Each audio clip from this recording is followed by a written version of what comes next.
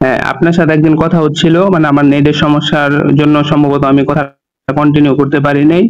আপনার কাছে প্রশ্ন ছিল যে আপনারা মানে কাজ করতেছেন, আপনাদের মানে গোল কি? কিন্তু আপনি বলতেছিলেন যে আমি ছোট থেকে জানতাম ইসলাম ধর্ম এই সেই, পরে যখন বড় হই তখন জানতে পারছি মোহাম্মদ ডাকাত এই সেই আছে। আমি এতটুকু বুঝলাম, মানে আপনাদের গোলটা আমার কাছে ক্লিয়ার হয় না আরকি।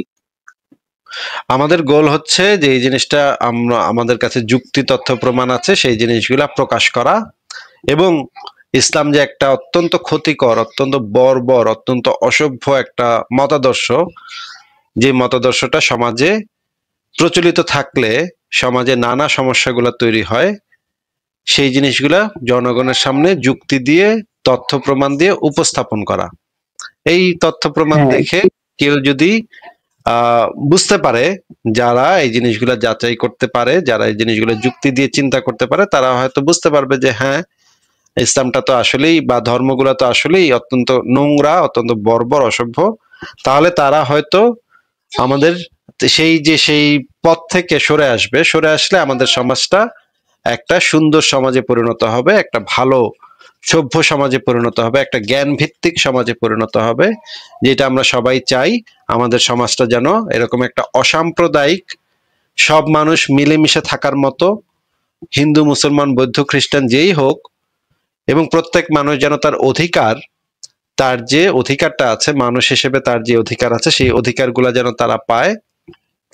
সে নারী হোক, পুরুষ হোক, হিজড়া হোক, সমকামী হোক, যে কোনো মানুষ হোক, তারা যেন তাদের পূর্ণ অধিকারটা পায়। মানুষ হিসেবে তাদের যে অধিকারটা তাদের প্রাপ্য, যে অধিকারটা তারা পাওয়ার কথা, সেটা যেন তারা পেতে পারে, এবং তারা যেন যে কোনো বিষয়ের সমালোচনাও করতে পারে, তারা যেন তাদের বাক স্বাধীনতার যে অধিকার সেই অধিকারটাও তারা প্রয়োগ করতে পারে। সেই রকমের একটা অবস্থা আমরা সৃষ্টি করতে চাই। যদি আমরা মানুষকে যুক্তি দিয়ে জিনিসগুলো বোঝাতে পারি, বা যুক্তি দিয়ে যদি আমরা এগুলো নিয়ে চিন্তা করতে পারি, তাহলে আমরা সেই সমাজের দিকে ধীরে ধীরে আগায় যেতে পারবো। যেমন ধরেন, আহ রাজা রামমোহন রায়ের নাম শুনেছেন আব্দুর রহমান ভাই? হ্যাঁ, হ্যাঁ, হ্যাঁ, রাজা রামমোহন রায় কি করেছিল তার সময়? ভারতে সতীদাহ প্রথা প্রচলিত ছিল, তাই না? হ্যাঁ, এটা তো হিন্দুদের মধ্যে একটা প্রচলিত প্রথা ছিল নাকি? হ্যাঁ, হ্যাঁ। তো সে যখন এসে বলল যে এই যে সতীদাহ প্রথা বন্ধ করতে হবে, এই তার গোলটা কি ছিল, সে কি চাচ্ছিল? তার গোলটা ছিল যে সতীদাহ প্রথা বন্ধ করবে। সতীদাহ প্রথা বন্ধ করতে পারলে কি লাভ? মানে মানুষের অধিকারটা নিশ্চিত করতে পারবে যে একটা নারী যাতে সমাজে সুন্দরভাবে বেঁচে থাকতে পারে। Wow, fantastic. আচ্ছা, আমাদের দেশের একজন বিখ্যাত লেখিকা আছেন বেগম রোকেয়া। উনি যখন লেখালেখি শুরু করেছেন, বই লিখেছেন, প্রবন্ধ লিখেছেন, ওনার গোলটা কি ছিল বলেন তো? আমার জানা নেই এই বিষয়ে, আপনি একটু বলে দেন। বেগম রোকেয়া যখন বই লিখেছে, নারীর অধিকার নিয়ে লেখালেখি করেছে, প্রবন্ধ লিখেছে, এবং তিনি একটা স্কুলও তৈরি করেছিলেন, মেয়েদের জন্য একটা স্কুল তৈরি করেছিলেন। কিন্তু সেই সময়ে যে পরিস্থিতিটা ছিল সমাজে, আমাদের সমাজে, যে মুসলমান মেয়েদেরকে পড়ালেখা শেখাইতে হবে, এটাই ছিল একটা উদ্ভট কথা। সমাজের মানুষ এটা কখনো কল্পনাও করতে পারেনি। মেয়ে মানুষ আবার পড়ালেখা, আয় হায়, কয় কি, আয় হায়, মানে পাগল নাকি? মেয়ে মানুষ আবার, মেয়ে তো বাচ্চা পয়দা করবো, মেয়েরা ঘরে রান্না বান্না করবো, এরা আবার পড়ালেখা, মানে পড়ালেখা, চাকরি বাকরি, হায় হায়, আমাদের সমাজটা তো তাহলে উচ্ছন্নে যাবে। মানুষের ধারণা ছিল এরকম যে মেয়ে মানুষের কাজ হইতেছে রান্না করে, মেয়ে মানুষের কাজ হইতেছে বাচ্চা পয়দা করা এবং স্বামীর মানে সেবা করা, এইটা ছিল মেয়েদের কাজ। কিন্তু বেগম রোকেয়া এসে বললেন যে মেয়েদের মধ্যেও একই মেধা থাকতে পারে যেটা একজন পুরুষের মধ্যে আছে। একজন মেয়েও বিজ্ঞানী হইতে পারে, দার্শনিক হইতে পারে, গণিতবিদ হইতে পারে, সবকিছু হইতে পারে। তার মেধা একই, কিন্তু তার সেই সুযোগটা সে পাচ্ছে না। কারণ তাকে, একটা মুসলিম পরিবারে জন্ম নিলে তাকে সাধারণত পড়ালেখা করতে স্কুলেই পাঠানো হয় না তার সমাজে। হ্যাঁ, তার সমাজে তার সময় মেয়েদেরকে স্কুলে পাঠানো হইতো না, মুসলমান মেয়েদেরকে স্কুলে পাঠানো হইতো না। তখন সে একটা হ্যাঁ, স্কুল তৈরি করলো, এবং বাসায় বাসায় গিয়ে গিয়ে বিভিন্ন পরিবারের কাছে গিয়ে বলল যে মেয়েদেরকে কেন পড়ালেখা করতে পাঠানোটা জরুরি, কেন দরকার। কিন্তু বেশিরভাগ পরিবারই তাকে বলল যে সে সমাজ বিরোধী কাজ করতেছে, সে ধর্ম বিরোধী কাজ করতেছে, মেয়েদের তো এগুলা কাজ না, মেয়েদের কাজ হইতেছে রান্না বান্না করা, বাচ্চা পয়দা করা, সে কেন এই সমস্ত তাদের মেয়েদেরকে নষ্ট করার জন্য চক্রান্ত করতেছে। এই যে এগুলো হইতেছে ইহুদি নাসারাগো চক্রান্ত, পশ্চিমা দুনিয়ার মতো মায়া করে রাস্তায় বের করতে চাইতেছে এই বেগম রোকেয়া, মায়া করে ন্যাংটা করতে চাইতেছে। হ্যাঁ, নিশ্চয়ই এর কোনো উদ্দেশ্য, খারাপ উদ্দেশ্য আছে। এই জন্য তারা বেগম রোকেয়ার বিরুদ্ধে তারাও আবার রুইখা দাঁড়াইলো, বেগম রোকেয়ারে যেন তারা স্কুলটা ঠিকভাবে চালাইতে না পারে, এই জন্য তারাও নানা সমস্ত কথাবার্তা বলা শুরু করলো। আবার ভারতের আরেকজন ব্যক্তি আছেন যেমন ঈশ্বরচন্দ্র বিদ্যাসাগর, নাম শুনেছেন? হ্যাঁ হ্যাঁ বলেন। ঈশ্বরচন্দ্র বিদ্যাসাগর তিনি একটা আন্দোলন করেছিলেন, তার আন্দোলনটা ছিল বিধবা বিবাহের আন্দোলন। মানে ভারতে সেই সময় বিধবাদের খুবই খারাপ অবস্থা ছিল, বিধবাদের খুবই খারাপ অবস্থা ছিল। না ভাই, এখন কথা বলতে পারবেন না, এখন শুনতে হবে। বিধবাদের একটা সময় ভারতে খুবই খারাপ অবস্থা ছিল। বিধবাদের, একজন বিধবা হইলে তাদেরকে খুবই মানবেতর জীবন যাপন করতে হইতো, তাদের মানে সাদা ভাত, পান্তা ভাত এগুলা খায় থাকতে হইতো। এমনকি পেঁয়াজ রসুন পর্যন্ত তাদের জন্য, মাছ মাংস তো হারামই, পেঁয়াজ রসুন পর্যন্ত তাদের কাছে হারাম ছিল, সেগুলোও খাইতে পারবে না। শুধুমাত্র ভাত আর মানে কিছু শাক পাতা যেগুলার ভিতরে পেঁয়াজ রসুন নাই, এরকম কিছু তারা খাইতে পারতো। এবং তাদের এক কাপড়ে থাকতে হইতো, তাদের মাথা ন্যাড়া করে দেওয়া হইতো, তাদের মানে রীতিমতো একটা অমানবিক জীবন যাপন করতে হইতো, লাথি উষ্টা খায় তাদের বেঁচে থাকতে হইতো। ঈশ্বরচন্দ্র বিদ্যাসাগর এসে বলল যে না, বিধবাদেরও বিবাহের অধিকার থাকতে হবে, তারাও যেন বিবাহ করতে পারে, আবার নতুন জীবন, নতুন সংসার, নতুন স্বামী, নতুন পরিবারের সাথে যেন তারা যাইতে পারে, এই জন্য আইন তৈরি করতে হবে। তো ঈশ্বরচন্দ্র বিদ্যাসাগরের গোলটা কি ছিল? তার গোলটা ছিল মানুষের অধিকার যেন প্রতিষ্ঠিত হয়, মানুষ যেন তার অধিকারটা পায়। আমরাও সেই একই কাজ করতেছি, সেই মানুষের অধিকার, মানুষ যেন তার ধর্মটা, তার উপরে যেটা চাপায় দেওয়া হয় পরিবার থেকে, সেটা আসলে সত্য নাকি মিথ্যা, সেটা যেন সে নিজে যাচাই করে দেখার সুযোগটা পায়। বলেন। আমি বলতেছিলাম যে আপনি বলছেন যে আপনাদের গোল হলো ইসলামটাকে মানুষের থেকে দূরীভূত করা, কিন্তু মানে আমাদের ইতিহাস বা যারা গবেষক, এটা তো আমরা বলি নাই ভাই, দুর্ভীত করা, এটা তো আমরা বলি নাই ভাই। আমরা বলেছি যে এটা যেন যুক্তি তথ্য প্রমাণ দিয়ে মানুষ যাচাই করে দেখতে পারে। আমাদের কাজ হচ্ছে যুক্তি তথ্য প্রমাণের ভিত্তিতে যাচাই। যেমন ধরেন আপনার নবী মোহাম্মদ একটা বাচ্চা মেয়ে বিয়ে করছিল, ঠিক আছে, একটা বাচ্চা মেয়ে বিয়ে করে বাচ্চা মেয়ের সাথে সঙ্গম করছিল। এখন এই জিনিসটা বেশিরভাগ মুসলমান জানে না, বেশিরভাগ মুসলমান যেহেতু কোরআন হাদিস বুঝে না, জানে না, পড়ে না, কখনো জানে না কি লেখা আছে আরবিতে, কি সমস্ত, খালি সূরাটা পড়তে পারে, নামাজ পড়তে যে সূরা লাগে সেটা পড়তে পারে। আর নবী যে বাচ্চা মেয়ে ধর্ষণ করছে এটা তো বেশিরভাগ মুসলমান জানে না, বা নবী যে দাসীর সাথে লাগালাগি করতো এটা তো বেশিরভাগ মুসলমান জানে না, বা বাসায় যে দাসী বান্দিরে যে সে বিছনায় তুলতো, বিছনায় তুলে যে দাসী বান্দির সাথে করতো, এটা বেশিরভাগ বাংলাদেশের মুসলমানই জানে না। এই জিনিসগুলা ইসলামের ভিতরে আছে, এবং দাসী বান্দির সাথে করা এইগুলা ইসলামে হালাল বিষয়, এইগুলাও ইসলামের বিধানের ভিতরে বলা আছে। আমরা শুধুমাত্র সেই জিনিসগুলা মানুষের সামনে তুলে ধরতেছি যে ইসলামে আসলে এই জিনিসগুলা আছে, দেখো, দলিল প্রমাণগুলো আমরা দেখাচ্ছি, দেখায় আমরা বুঝাচ্ছি যে এই জিনিসগুলো ইসলামের ভিতরে আছে। এরপরে এই ইসলামটা যে আসলে কেমন, সত্যিকার অর্থে ইসলামটা যে আসলে কেমন, সেটা মানুষ বুঝবে, বোঝার পরে সে একটা সঠিক সিদ্ধান্ত নিতে পারবে, ইনফর্মড ডিসিশন নিতে পারবে। যখন মানুষ সেটা সম্পর্কে জানবে, তখন মানুষ সেটা সম্পর্কে একটা বুঝা শুনা যাচাই বাছাই করে একটা সিদ্ধান্ত নিতে পারবে। মানুষজন এই জিনিসগুলো দেখুক, বুঝুক, জানুক, তারপরে তারা সিদ্ধান্ত নেয়। তারা কি সিদ্ধান্ত নিবে সেটা তো আর ভাই আমরা কইতে পারি না। সে হয়তো আরো বেশি মুসলমানও হয়ে যেতে পারে, আবার ইসলাম ত্যাগও করতে পারে, আমরা তো জানি না ভাই সেটা কি করব, কে কি করব। কিন্তু আমরা সেই ব্যবস্থাটা করি যেন সে একটা ইনফর্মড ডিসিশন নিতে পারে, সে যেন যাই না বুঝা সিদ্ধান্তটা নিতে পারে। বোঝা গেছে ভাই? হ্যাঁ, কিন্তু আপনি যে রাজা রামমোহন রায়ের কথা বললেন, রাজা রামমোহন রায় কি করছে? রাজা রামমোহন রায় তাদের যে গ্রন্থ আছে, তাদের যে ধর্মীয় গ্রন্থ আছে, এটাকে সে বাংলায় অনুবাদ করছে। বাংলায় অনুবাদ কইরা মানে এমন একটা সিস্টেম অনুবাদ করছে যাতে মানুষকে বুঝাতে পারে যে এটা আসলে তোমাদের ধর্মের কোনো অংশ না, তোমরা এখান থেকে ফিরে আসো, এই যে সতীদাহর কথা। হ্যাঁ, তোমরা এখান থেকে ফিরে আসছো, কিন্তু যদি আপনি একবারে মূল থেকে দেখেন, আগের ধর্মগ্রন্থগুলো পড়েন, তা আপনি জানতে পারবেন যে সতীদাহ প্রথা তাদের ধর্মের একটা অঙ্গ। এই যে সতী নামে একজন ছিল যে আগে নাকি বিবাহ করছে, তার স্বামী মানে তার শ্বশুর আব্বা নাকি তাকে হ্যাঁ, একটু একটু একটু অসম্মান করছে। একটু ওয়েট একটু ওয়েট আব্দুর রহমান সাহেব, একটু ওয়েট। সেই সময় মানে হ্যাঁ, রাজা রামমোহন রায়ের সময়ে সমাজ ব্যবস্থা যেরকম ছিল, সে যদি সরাসরি এটা বলতো যে এটা তোমাদের ধর্মগ্রন্থে আছে কিন্তু তোমরা এটা ফলো করো না, এইটা বললে তার সমাজে তার কথাটা একসেপ্টেড হইতো না। তাকে তার কথাটা শুরুতেই রিজেক্ট করে দেওয়া হইতো। এই কারণে সে একটু ট্রিক্স করছে, যে ট্রিক্সটা অনেক সময় অনেক যারা সমাজ সংস্কার করছে তাদের ভিতরে অনেকেই এই ট্রিক্সটা করছে। তারা ওই ধর্মের গ্রন্থটাকে একটা অন্যভাবে ব্যাখ্যা করছে, অন্যভাবে ব্যাখ্যা করে সেটাকে একটু আহ ভিন্ন আরেকটা আঙ্গিক থেকে ব্যাখ্যা করে দেখাইছে যে এই জিনিসটা এইরকম, তাহলে তো এটা না মানলেও চলে। এইভাবে অনেক সমাজ সংস্কারকই এই কাজটা করছে। ইসলামের অনেক বিধান আছে যেটাকে দেখবেন আপনি অনেক আলেম ভিন্নভাবে ব্যাখ্যা করে, বলে না এটা এইভাবে না, একটু এইভাবে অন্যভাবে আছে, এইভাবে বলে একটু ভিন্নভাবে ব্যাখ্যা করে। রাজা রামমোহন রায় যেহেতু একটা হিন্দু সমাজে বড় হয়েছে এবং সে নিজে হিন্দু ছিল না, সে নিজে ধর্ম বিশ্বাস করতো না সেরকম একটা, কিন্তু সে বুঝতে পারছে যে তার, সে যদি এখন সরাসরি হিন্দু ধর্মের গ্রন্থের বিরুদ্ধে অবস্থান নেয় তাহলে তার কথাগুলা হিন্দু সমাজে একসেপ্টেড হবে না। এই কারণে সে যে পদ্ধতিটা বের করছে যে হিন্দু ধর্মগ্রন্থ থেকে সে দেখায় দিছে যে এই জিনিসটা সতীদাহ প্রথা হিন্দু ধর্মের অংশ না, কিন্তু সত্য হইল সতীদাহ প্রথা আসলে হিন্দু ধর্মের অংশই বটে। এইটা সে একটু হ্যাঁ, মিথ্যার আশ্রয় নিছে তখনকার সময়ে হিন্দুদেরকে এই জিনিসটা থেকে দূরে সরানোর জন্য।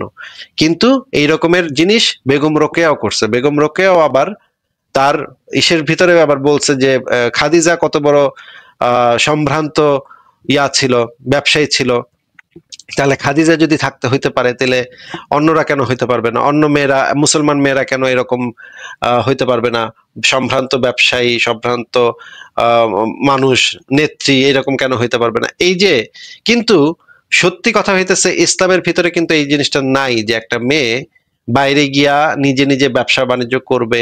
খাদিজার উদাহরণটা হচ্ছে প্রি ইসলামিক উদাহরণ, মানে প্রাক ইসলামিক উদাহরণ, ইসলামের আগের উদাহরণ। এই খাদিজার উদাহরণকে দেখায় কিন্তু কেউ কোনো মেয়ে ইসলামের অন্তর্ভুক্ত থাকা অবস্থায় বাইরে বের হয়ে ব্যবসা বাণিজ্য করবে, চাকরি বাকরি করবে, এই জিনিসটা কিন্তু ইসলাম অ্যালাউ করে না। তো কিন্তু তারপরেও বেগম রোকে এই কথাগুলো বলছে কারণ সে চেষ্টা করছে ইসলামের ভিতরে থাইকাই ইসলামকে সংস্কার করার।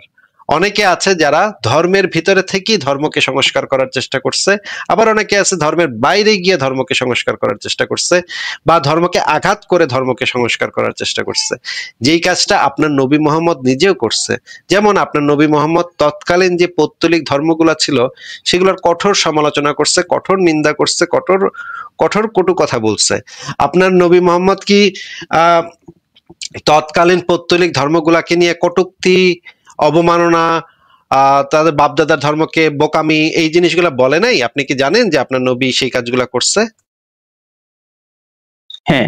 এখন এখন আমি বলতেছি যে রাজা তাহলে রামমোহন তাহলে রায় যেটা তাহলে করছে। তাহলে তাহলে ধর্মকে, কোন একটা ধর্মকে সমালোচনা করা, অবমাননা করা, কটূক্তি করা, এটা আপনার দৃষ্টিতে কি একটা ভালো কাজ নাকি মন্দ কাজ? আচ্ছা, এখন যদি নবী, আমার নবী আর কি যদি ভুল করে, আমার নবী তো একটা মরুর কুখ্যাত ডাকাত, হ্যাঁ, না, আপনার সেটা ভাষ্য সেটা জিজ্ঞেস অনুযায়ী। করিনি, সেটা জিজ্ঞেস করিনি। আপনার আমি মতে আমি আমি শেষ করি, আপনি আমি একটু শেষ স্টেট করি। আপনি স্টেট এই প্রশ্নটার স্টেট একটা অ্যান্সার দেন ভাই। আপনার মতে কি কোনো মানুষের ধর্মীয় অনুভূতিতে আঘাত করে কথা বলা বা ধর্মকে কটাক্ষ করা, ধর্মকে সমালোচনা করা, এটা কি নৈতিক কাজ নাকি অনৈতিক কাজ? হ্যাঁ, আমার মতে অনৈতিক কাজ। যদি মানে আচ্ছা, তাহলে মরু, তাহলে আমরা একটু দেখি যে নবী মোহাম্মদ নিজে এই কাজটা করছিল কিনা। তাহলে তো হ্যাঁ, আমরা আমি আমি প্রমাণ করতে পারবো। ওয়েট ভাই, ওয়েট, এত কথা বলেন না, একটু শোনেন আগে। আমরা তাহলে প্রমাণ করতে পারবো যে নবী নিজেই, আপনার মতে যে কাজটা অনৈতিক সেই কাজটা নবী মোহাম্মদ নিজেই করতো, তার মানে আপনার নবী আপনার মত অনুসারে একজন অনৈতিক মানুষ হিসেবে প্রমাণ হবে। আমরা সেই প্রমাণটা করি, মানে মানে আমরা হ্যাঁ, সিরাত আমি এটা গ্রন্থ। হ্যাঁ, প্রমাণ করতে হবে না, আমি এটা মেনে নিছি, দেখাতে হবে না আপনার কথা। আমি এটা মাইনে নিছি যে নবী একবারে ডাইরেক্ট অন্য ধর্মগুলি সমালোচনা করছে। এখন উনি তো একটা মরুর ডাকাত, উনি তো সমালোচনা করতেই পারে, কিন্তু আপনি তো ভালো মানুষ, তাহলে আপনি কেন করবেন? মানে না, এটা আপনি তো কেন আপনার আরেকজন মতে। আঘাত? এটা তো ভাই আপনার মতে, আমার মতে তো এটা না। আমার মতে তো যে কোনো ধর্মের ভিতরে, যে কোনো মতাদর্শের ভিতরেই যদি নোংরামি থাকে, খারাপ জিনিস থাকে, অসভ্যতা থাকে, বর্বরতা থাকে, সেটা খুব পরিষ্কারভাবে যুক্তি প্রমাণ দিয়ে উপস্থাপন করে দেখায় দিতে হবে যে এটা খারাপ। এটা ধর্মেই হোক আর অধর্মেই হোক, যেখানেই হোক, সেটা দেখায় দিতে হবে। যুক্তি তথ্য প্রমাণ দিয়ে দেখায় দিতে হবে। এটা একটা খুবই ইম্পর্টেন্ট কাজ আমার মতে। আমি তো ভাই আপনার মতে চলবো না। আপনার মতে হচ্ছে এটা খারাপ, এবং আপনার মতে নবী মোহাম্মদ একজন অনৈতিক মানুষ ছিল, সেটা স্বীকার করে নেওয়ার জন্য আপনাকে ধন্যবাদ। কিন্তু আমার মত তো এটা না যে ধর্মকে কটাক্ষ করা যাবে না। এটা তো আমার পজিশন না ভাই। আমার পজিশন হচ্ছে যে কোনো ধর্ম, রাজনীতি, যে কোনো বিষয়ে যদি বর্বর, অসভ্য হয়, আমরা যদি যুক্তি তথ্য প্রমাণ দিয়ে দেখাইতে পারি যে এই জিনিসটা বর্বর, অসভ্য, ইতর, লম্পট, নবী একজন লম্পট ছিল, এটা যদি আমরা দেখাতে পারি, অবশ্যই 100% আমরা দেখাবো। কেন দেখাবো না? আচ্ছা, এখন পৃথিবীতে যে,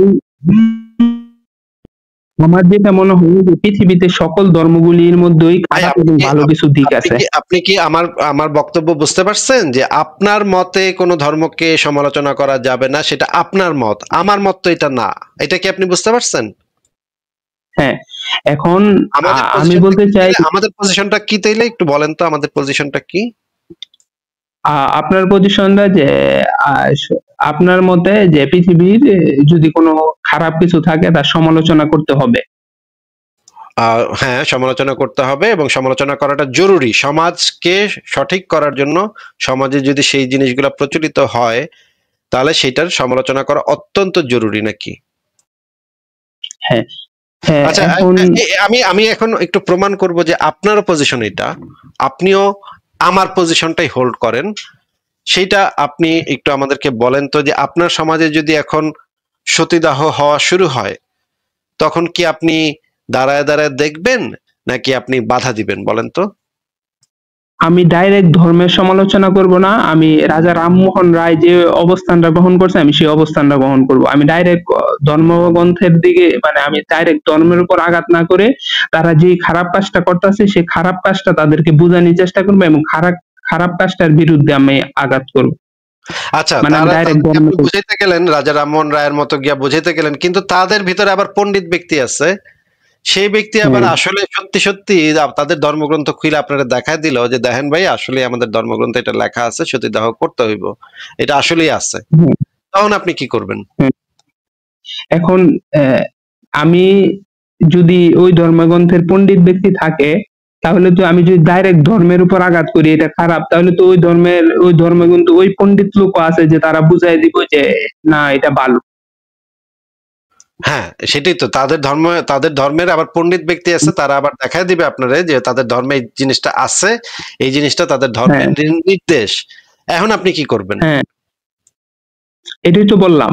আমি তার মানে আপনিও সফল হতে পারতেছেন না কাজটায়, আমিও সফল ভাই হতে পারতেছি আপনাকে না। যেটা জিজ্ঞেস করছি সেটা আপনি বলেন, যে তারা আপনাকে দেখায় দিল, এখন তো আর আপনার বাধা দেওয়ার কোনো উপায় নাই। আপনার কি বাধা দেওয়ার আর কোনো উপায় আছে? হ্যাঁ, এখন আমি তো মাইনে নিলাম যে তারা আপনার দেখায় চোখের দিতেছে সামনে আমার বাধা দেওয়ার। আপনার চোখের সামনে যখন সতীদাহ হইতেছে, তখন যারা হ্যাঁ, আপনাকে দেখায় দিল যে তাদের ধর্মগ্রন্থে আসলে এটা আছে, এখন কি আপনার বাধা হ্যাঁ, দেওয়ার আর কোনো কি উপায় আছে? হ্যাঁ, না আর কোনো উপায় নাই। তবে আমি মানে যদি তখন আপনি কি এখন, করবেন? তখন আপনি কি করবেন? তখন আপনি দেখবেন যে ঠিকই তো, মানে ওরা তো ওদের ওদের ধর্মটাই তো ওরা পালন করতেছে। তাহলে তো জিনিসটা একটা নৈতিক কাজ হবে আপনার দৃষ্টিতে, নাকি? যেহেতু তারা তাদের ধর্মটাকে ফলো করতেছে। না, না, না, নৈতিক কাজ হবে না তো। আমি অন্যভাবে চেষ্টা আরে করব, কিন্তু ডাইরেক্ট আরে আশ্চর্য! তাহলে ওইটা তো সম্ভব না, কারণ তাদের ধর্মগ্রন্থ তো আছে। মনে করেন এমন একটা ধর্ম আছে পৃথিবীতে, যে ধর্মের ধর্মগ্রন্থে লেখা আছে মুসলমানদেরকে পাইলেই ওদের পাশে একটা বাঁশ ঢুকায় দাও, এরকমের একটা হুম, মানে লাইন ওদের গ্রন্থে লেখা আছে। এখন মানে আপনি দেখতেছেন আপনার আশেপাশে সব মুসলমানদের পাশে বাঁশ ঢুকাই দিচ্ছে তারা আইসা, হ্যাঁ। And আপনি দেখতেছেন হ্যাঁ, এবং আপনি বুঝতেছেন যে জিনিসটা ভালো না, জিনিসটা অনৈতিক, জিনিসটা অসভ্য, বর্বর, মানুষের অধিকার হরণ করতেছে। And আপনি তাদেরকে কইতে গেলেন, ভাই তোমাকে ধর্মে তো আসলে এটা বলা নাই, পাছায় বাঁশ ঢুকানো বলতে তো এটা বোঝানো হয়নি, বোঝানো হয়েছে তাদেরকে একটা প্যান্ট কিনা দাও, এটা বোঝানো হয়েছে ওই ওই আয়াত দ্বারা।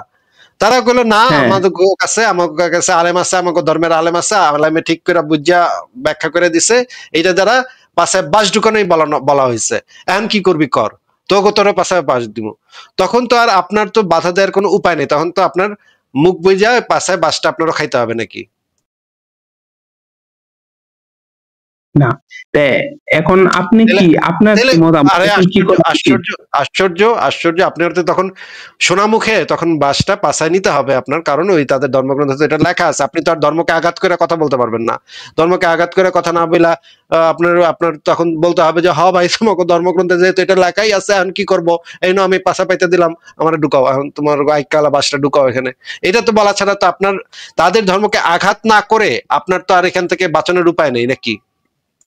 কিন্তু আপনি যে মানে আপনি আঘাত করলেন, আঘাত করলেও তো আপনাকে ছেড়ে দিব না, কারণ তাদের ধর্মগ্রন্থ তো লেখা আছে আমি তো তাদের যুক্তি দিয়ে বোঝাবো তাদের ধর্মটা কেন খারাপ, তাদের ধর্মটা কেন বর্বর অসভ্য, এই জিনিসটা যুক্তি তথ্য প্রমাণ দিয়ে বোঝাবো।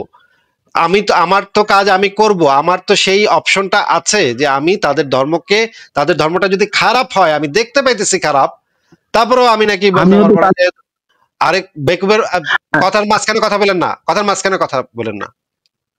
আমি যখন দেখতে পাইতেছি আপনার পাশা দিয়ে তারা এককালা বাস ঢুকাইতেছে, আমি যখন দেখতে পাইতেছি যে আপনার পাশা দিয়ে ঢুকাইতেছে আর আপনি চিৎকার করে কানতেছেন, ভাই আমার পাশাতে ঢুকাই দিল রে ভাই, এককালা বাস তো ঢুকাই দিতেছে ভাই, আমার পাশা ফাইটা দিতেছে ভাই, খুব ব্যথা পাইতেছি ভাই, এটা আমি চোখের সামনে দেখতেছি।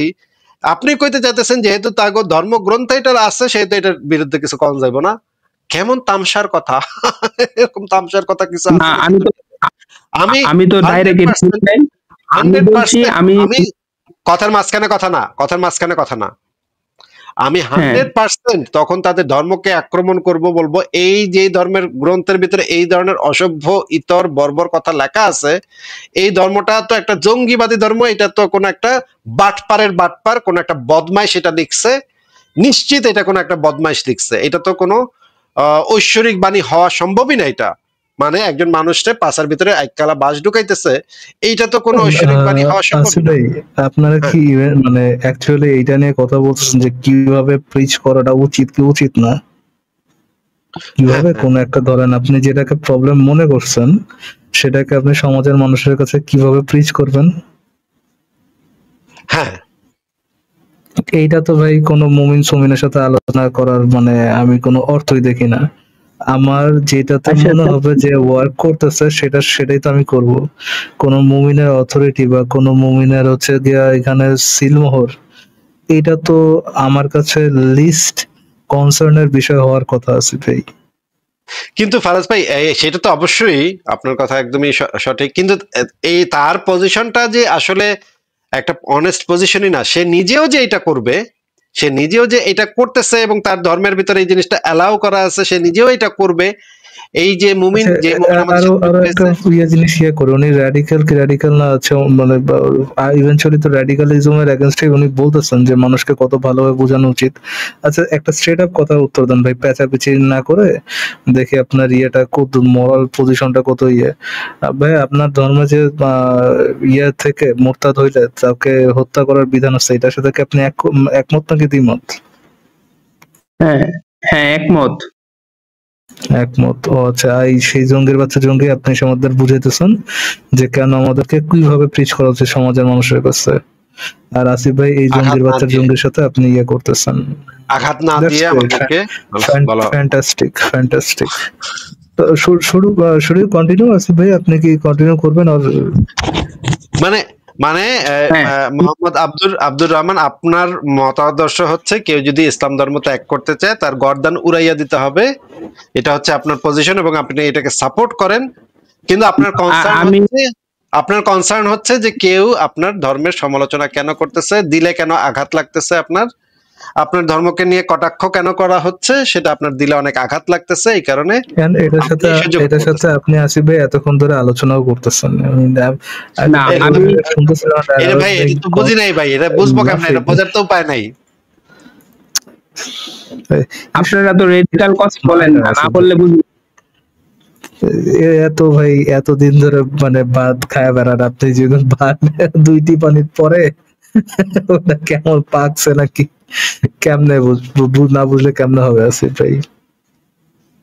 এবং থাক, এই ঠিক আছে, জিনিসটা তো ঠিক আছে। ফারাজ ভাই, জি। ফারাজ ভাই মানে তাদের ধর্মে তো এটাও আছে যে কেউ মানে অমুসলিমদেরকে যখন ইসলামের দাওয়াত দেওয়া হবে তখন তারা যদি ইসলাম কবুল না করে তখন তাদেরকে আক্রমণ করতে হবে, আক্রমণাত্মক জিহাদ পরিচালনা করে তাদেরকে মাইরা আসিফ ধইরা ভাই, আরেকটা ইসলামে আনতে আরেকটা হবে। মজার মজার জিনিস দেখেন, উনি যে মানে যেটা উনি বলেন না ওটা নিয়ে না কমেন্ট্রি করে, উনি যেটা বলছে অলরেডি, উনি ওনার জঙ্গির বাচ্চা জঙ্গি নবীর সাথে এইখানে দ্বিমত যে জঙ্গির বাচ্চা জঙ্গি নবী যে অন্যের ধর্মের সমালোচনা করছে, কটূক্তি করছে, এইখানে জঙ্গির বাচ্চা জঙ্গি নবী খুব খারাপ কাজ করছে। কিন্তু সেই জঙ্গির বাচ্চা জঙ্গি নবী যখন অমুসলিম মানে যে মুরতাদ হয়ে যাবে, তার ধর্ম ছেড়ে দিবে, তাদেরকে জবাইয়ের কথা বলে গেছে, সেইখানে আবার এই জঙ্গির বাচ্চা জঙ্গি এখানে একমত। আপনি মনে আঘাত করা যাবে না আসিফ ভাই, বুঝছেন? মনে আঘাত করা যাবে না, কিন্তু কল্লায় Okay. কল্লা তো ভাই, গলায় কল্লা গেলে কল্লা আসে না ভাই। আপনার যদি কলাটা কেউ ফালা দেয় বা আমার কলাটা যদি কেউ ফালা দেয়, দুদিন পরে যদি একটা কল্লা গজাবে না? বাট আপনার যে অবশ্যই সেন্সিটিভ হৃদয়, আল্লাহ চাইলে আপনার গজাবে। যে আপনার যে সেন্সিটিভ হৃদয় ভাই, ওটা যদি একবার ভেঙে যায়, মুমিনের যদি সেন্সিটিভ হৃদয়টা যদি একবার ভেঙে যায়, ওইটা কি আর কখনো জোড়া লাগবে আসিফ ভাই? না আমি ফারাজ ভাই, আমি না কয়েকদিন ধরে একটা জিনিস চিন্তা করতেছি যে আমি কখনো এরকম কোন, যদি একটু অপ্রাসঙ্গিক আমি আপনাকে বলি যে আমি কখনো এরকম কোন মুমিনকে দোয়া করতে দেখি নাই। যেমন ধরেন একটা মুমিনের হাত কাটা গেছে, হ্যাঁ, হাত কাটা মানে মানে আলাদা হয়ে গেছে, তার আর হাত নাই একটা। আমি কখনো কোনো মুমিনকে শুনি নাই যে সে প্রার্থনা করতেছে আল্লাহর কাছে, আল্লাহ আমাকে আরেকটা হাত গজায় দাও, এনে আরেকটা হাত গজায় দাও আল্লাহ প্লিজ, আল্লাহ অনেক কান্নাকাটি করতেছে। তার মানে কি ফারাজ ভাই, মানে সেই মুমিনও জানে যে আল্লাহর পক্ষে সম্ভব না আসলে আরেকটা হাত গজানি এখানে, এটা আল্লাহর বাপেও পারবো না। এটা কি ভাই মুমিনও বোঝে নাকি? জাস্ট বিকজ ভাই, আপনি এক সেকেন্ড, জাস্ট বিকজ মানে আল্লাহ নিজেকে সর্বশক্তিশালী সর্বশক্তিমান বলছেন, তাই বলে আপনি কি আল্লাহকে সর্বশক্তিমান ধরে নিয়ে হাত নাই ওর হাত গজানোর মানে করবেন, দোয়া করে ফেলবেন? এরকম জেনোসাইড কি আপনি চালাইতে পারেন না জাস্ট ভালো বিকজ আল্লাহ কথা, দাবি করছে এই জন্য এটা আপনি করে ফেলাবেন? ভালো ভাই, কথা বলছেন, রিলিজিয়াস জেনোসাইড আছে ভাই, রিলিজিয়াস জাস্ট জেনোসাইড। ভালো কথা ভাই। আমি জীবনে কখনো কোনো মুমিন এরকম শুনি নাই বলতে যে হ্যাঁ আল্লাহ আমার একটা হাত গজায় দাও জাস্ট এখান বিকজ থেকে। আল্লাহ কোরআনে মাল্টিপল টাইম বলছে, এই জন্য এটা ধরে নিয়ে আবার ক্রিটিসিজম। সো ভাই, এটা কেন করতে হবে আপনার? কেন কেন এই যে জেনোসাইডটাই বারবার সমর্থন করতে হয় আছে ভাই? মানে মুমিনের পজিশনটা আমি বুঝতে যাচ্ছি যে মুমিন কি বলতে চায়, যে আল্লাহ এটা পারে কিন্তু করবে না, তাই না? এটা এটা হতে পারে যে আল্লাহ পারে কিন্তু করবে না, আর আরেকটা হতে পারে যে আল্লাহ পারে না, আরেকটা হতে পারে যে পারে এবং করবে। আমি এই আপনারা তিনটা অনেস্ট পজিশন। উত্তর করে honest উত্তর করে দিই আসিফ ভাই। মুমিন আপনারা কি বলবে? মুমিন বলবে যে ভাই, আমি তো কোনোদিন কোনো হুজুরে দেখি নাই এরকম কাজটা করতে।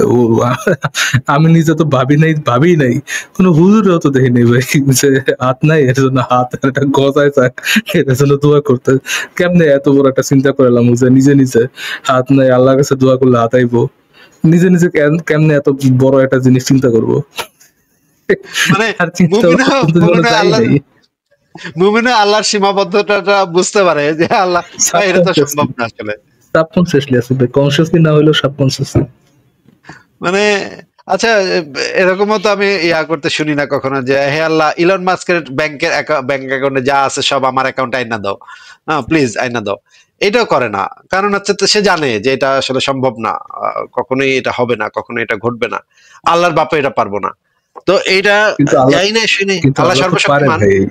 আল্লাহ তো হচ্ছে আপনার ইলন মাস্ককে ধ্বংস করে দেওয়া বা ইলন মাস্ককে আরো বেশি মৃত্যু দেওয়া, যে কোনো ধরনের রোগ বালাই দেওয়া, এটা তো দিতে পারে। এটা আল্লাহর কাছে আপনার মানে মুমিন মুসলমানরা ঠিকই দোয়া করে ভাই, এটা তো বললেন না। খালি খালি মানে ক্রিটিসিজম করতে হবে আপনার। আপনি জানেন না জন্ম মৃত্যুর একমাত্র মালিক আল্লাহ? তার মানে ইলন মাস্ক যেই দিনই মারা যাবে সেই দিনই প্রমাণিত আল্লাহ আছে। কেননা বহু মানুষ দোয়া করছে। বা আপনি ইলন মাস্কের জায়গায় সেটা বসাই দেন, ওই আপনার এই ইসরায়েলের যে প্রেসিডেন্ট আছে এরা বসাই দেন, বেঞ্জামিন নেতানিয়াহু। যেই দিনই মরা যাইব সেই দিনই সেলিব্রেশন, হা হা আল্লাহর কেরামতি দেখা গেল, আজকে আল্লাহ এতদিনের বদলা আল্লাহ আজকে লয়াল হইছে। এটা তো ভাই স্বীকার করবেন না। ফারাজ ভাই, আমরা তাহলে এই যে আমাদের এই যে জঙ্গি নবীর যে জঙ্গি উম্মত যে মুমিন ভাইটি আমাদের সাথে যুক্ত হয়, আমাদের কল্লা কাটাটা কেন সঠিক কাজ, কিন্তু কারোর ধর্মকে নিয়ে কটাক্ষ করাটা যেন কেন একটা অনৈতিক কাজ, কিন্তু ধর্ম ত্যাগ করলে জবাই করা সেটা কেন একটা নৈতিক কাজ? এই বিষয়টা কি আরেকটু ভালো করে ওনার কাছ থেকে আমরা জানবো নাকি?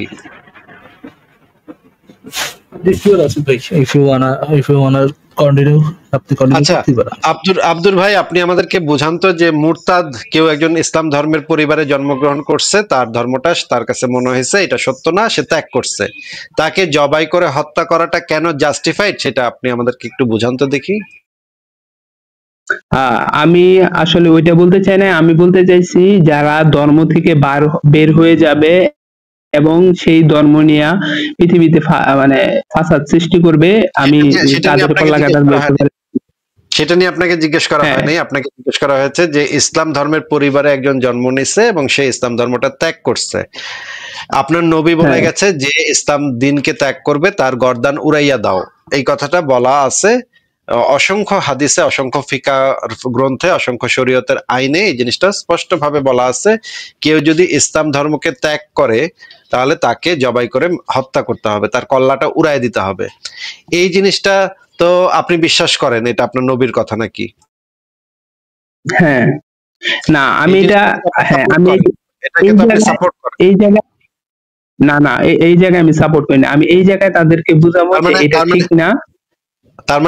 তার মানে আপনি এই আইনটাকে সাপোর্ট করেন না, মানে আপনি নবীর এই হুকুমটাকে আপনি সমর্থন করেন না। তাইলে আপনি কি বলতে চাচ্ছেন নবী এই হুকুমটা দিয়ে একটা অসভ্য বর্বর ইতরের মতো কাজ করছে বলে আপনার কাছে মনে হচ্ছে?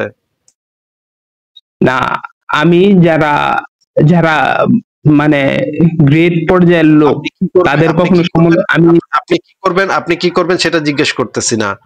আপনার মতে কি এই মানে হুকুমটা যদি নবী মোহাম্মদ দিয়া থাকে তাহলে কি নবী মোহাম্মদ এখানে একটা নিকৃষ্ট অসভ্য বর্বর কথা বলে গেছে নাকি একটা সঠিক কথা বলে গেছে? যারা গ্রেট পর্যায়ের লোক আমি তাদের কখনো সমালোচনা করি না। নবী আপনি সমালোচনা করেন কি করেন না সেটা তো জিজ্ঞেস করা হয় নাই। আসিফ ভাই এইভাবে বললে হবে না। আসিফ ভাই, আপনি কোশ্চেন করার পরে দয়া করে তাকে বলেন যে বাবা কোশ্চেনটা একটু রিপিট করো, তারপরে হচ্ছে পরের স্টেপটা আর কি। আচ্ছা মোহাম্মদ আব্দুর রহমান, আপনি কোশ্চেনটা একটু রিপিট করেন আমাদের। কি কোশ্চেন করেছি? আপনি বলছেন যে আপনি কি এখন স্বীকার করেন কিনা যে নবী মোহাম্মদ কি এখন এমন একটা বর্বর ডাকাতির মতো কাজ করছে কিনা? আমি বলতেছি আমার উত্তরটা হচ্ছে যারা গ্রেট পর্যায়ের লোক আমি তাদের কখনো সমালোচনা করি না, এবং এই যে এরিস্টটল, সক্রেটিস যারা করেন কি করেন না সেটা তো আপনাকে জিজ্ঞেস করা হয় নাই ভাই। আপনাকে জিজ্ঞেস করা হয়েছে যে এই কথাটা যে বলেছে এই কথাটা কি একটা অসভ্য বর্বর কথা নাকি এটা একটা নৈতিক কথা? এই দুইটার ভিতরে একটা তো হইতে পারে। এই দুইটার ভিতরে তো আর কোনো মানে অপশন তো নাই এখানে। আপনি কি করেন কি করেন না সেটা তো এখানে আলোচ্য বিষয় না। মানে আপনি কি এটা বলতে চান যে যদি কোনো একজন ব্যক্তি গ্রেট, অনেক মানুষের কাছে গ্রেট হয়, তাইলে সে যত খারাপ কথাই বলুক না কেন আমি ভাই তার বিরুদ্ধে কিছু কইতে পারুম না, কারণ সে তো তারে তো অনেক মানুষ গ্রেট বলে মনে করে। তাইলে এখন যদি একজন গ্রেট মানুষ যদি মনে করেন বাংলাদেশের একজন গ্রেট হুজুর যদি এসে আপনার রাতের বেলা মানে মানে নিয়া মানে রুমের ভিতরে নিয়া যদি বলে সরিষার তেলটা আমার এখানে মাইখা তোর প্যান্টটা খুল, সে অনেক গ্রেট মানুষ, তাকে অনেক এলাকার মানুষ অনেক সম্মান করে, সে একজন হুজুর মানুষ, দাড়ি টুপি আছে সবই, এবং আপনার প্যান্টটা খুইলা আপনাকে অনেকক্ষণ আপনাকে ইয়া করলো, রক্তারক্তি করলো, আপনি তো বাসায় গিয়ে কিছু কইতে পারবেন না, কারণ সে একজন গ্রেট মানুষ করছে, আপনার পাশা মারছে একজন গ্রেট মানুষ। না আমি তো প্রথমেই ক্লিয়ার করছি যে যদি ওই বিষয়টা খারাপ হয় তাহলে আমি এটাকে সমর্থন করব না, এবং ওইটার বিরুদ্ধে সমালোচনা না সমর্থন করবেন কি করবেন না সেটা তো আপনাকে জিজ্ঞেস করা হয় নাই ভাই। আপনি হয়তো সমর্থন করলেন না, কিন্তু আপনি তো এটা গিয়ে পুলিশের কাছে কইবেন না ভাই, পুলিশের কাছে গিয়ে তো কইবেন না যে ভাই আমার ওই যে এলাকার গ্রেট যে হুজুর আছে সেই গ্রেট আমার পাছা মারছে, এটা তো আপনি মানে পুলিশের কাছে গিয়ে কইবেন না, কারণ এটা বলতে গেলেই তো আপনার সমালোচনা বাইরে গেল মুখ থেকে, আপনি তো এই সমালোচনাটা তো করতে পারবেন না ভাই, নাকি? আচ্ছা, এখন আমার আরেকটা সেকেন্ড প্রশ্ন ছিল। সেকেন্ড কোশ্চেনে যাওয়ার আগে এটার উত্তর দেন। আপনি তো পুলিশের কাছে গিয়ে কিছু কইতে পারবেন না, আপনার পাছা যতই মারুক না কেন সে, রক্তারক্তি যতই করুক না কেন সে। আচ্ছা একটা কথা মনে করেন, কালকে ভারত আইসা বাংলাদেশ দখল করলো এবং নরেন্দ্র মোদী আপনার আম্মুকে তুইলা নিয়ে রেপ করা শুরু করলো। আপনি নিজেও দেখলেন যে নরেন্দ্র মোদী তার বিছনায় আপনার আম্মুকে নিয়ে খুব মানে ফাড়ায়া দিতেছে একদম। হ্যাঁ, এখন হ্যাঁ আপনি তো নরেন্দ্র মোদী তো অনেক গ্রেট একজন লিডার, তাই না? ভারতের অনেক মানুষ তাকে সমর্থন করে। আপনি তো নিশ্চয়ই এটাতে হুম। প্রতিবাদ করবেন না, বাধা দিবেন না যে এই নরেন্দ্র মোদী তুমি আমার আম্মুকে কেন রেপ করতেছো। এটা তো বাধা দেওয়াটা তো আপনার জন্য ঠিক হবে না, কারণ সে তো একজন গ্রেট লিডার, তাই না? অনেক মানুষের ভোট টোট পায়, ক্ষমতায় আসছে, ভারতের কত মানুষ তারে সমর্থন করে। আপনার পক্ষে তো সম্ভব না তারকে বাধা দেয়া বা তার কাজটাতে কোনো হস্তক্ষেপ করা বা সেটা যে অনৈতিক একটা কাজ সেটা বলা, এগুলো কোনো কিছুই তো আপনার পক্ষে সম্ভব না। আপনি খালি চায়া চায়া কেন দেখবেন আপনার আম্মুকে কেমনে রেপ করতেছে নাকি। অনৈতিক অনৈতিক কাজ কেন? আমি তো এটা বলি না কোনো সময় যে এটা অনৈতিক কাজ। কিন্তু আপনি তো তার সমালোচনাটা তো করতে পারবেন না, কারণ সে তো একজন গ্রেট লিডার। যেহেতু গ্রেট লিডার, ভারতের একজন গ্রেট লিডার, সে একজন প্রধানমন্ত্রী, সে একটু রেপটেপ করতেই পারে, অসুবিধা কি? আপনি তো না সমালোচনা আমি ওই লোকের, আমি গ্রেট লিডারের সমালোচনা করব না, তবে নরেন্দ্র মোদী তো কোনো গ্রেট লিডার না। নরেন্দ্র মোদী একজন সাধারণ প্রাইম মিনিস্টার। নরেন্দ্র মোদী হচ্ছে ভারতের যারা হিন্দু তাদের কাছে একজন গ্রেট লিডার। আপনার কাছে না হইতে পারে, কিন্তু তাদের কাছে সে একজন গ্রেট নেতা, অনেক বড় নেতা। তার এই জন্যই সে ভারতের মতো একটা দেশের প্রধানমন্ত্রী পজিশন পর্যন্ত যাইতে পারছে। তো সে যখন এটা করবে তখন তো আপনার পক্ষে সম্ভব না তার সমালোচনা করে কোনো কিছু বলা, বা আপনার এলাকার যে হুজুর যে আপনার পাছা মারছে, আপনার পক্ষে তো সম্ভব না যে পুলিশের কাছে গিয়ে সেই সমালোচনাটা করা যে পুলিশ দেখেন দেখেন এই হুজুরে না গ্রেট হুজুর আমার পাছা মেরে দিছে, এটা তো বলা সম্ভব না, তাই না? মানে আমার মনে হয় মানে আপনার ভাষাটা একটু সুন্দর করলে মানে একটু ভালো হইতো আর কি। আপনি আমাদেরকে বেশি কেন জবাই করতে হবে সেটা আপনি আমাদেরকে মানে জাস্টিফিকেশনটা দিতেছেন, আর আমাদের ভাষা মানে সুন্দর করতে হবে এই আশা আপনি আমাদের কাছ থেকে করছেন। আমি লাস্ট একটা প্রশ্ন করি আসিফ ভাই। হ্যাঁ হ্যাঁ করেন ফরাজ ভাই। আব্দুর কি জানি নাম আপনার, আব্দুর রহমান ভাইয়া, আপনি কি শুনতে পাচ্ছেন আমাকে? হ্যাঁ হ্যাঁ শুনতে পাচ্ছি, বলে। ধরেন কোন একজন খ্রিস্টান ব্যক্তি, সে ক্রিশ্চিয়ানিটি ছেড়ে দিয়ে ইসলাম ধর্ম গ্রহণ করলো এবং বলল যে Jesus Christ is not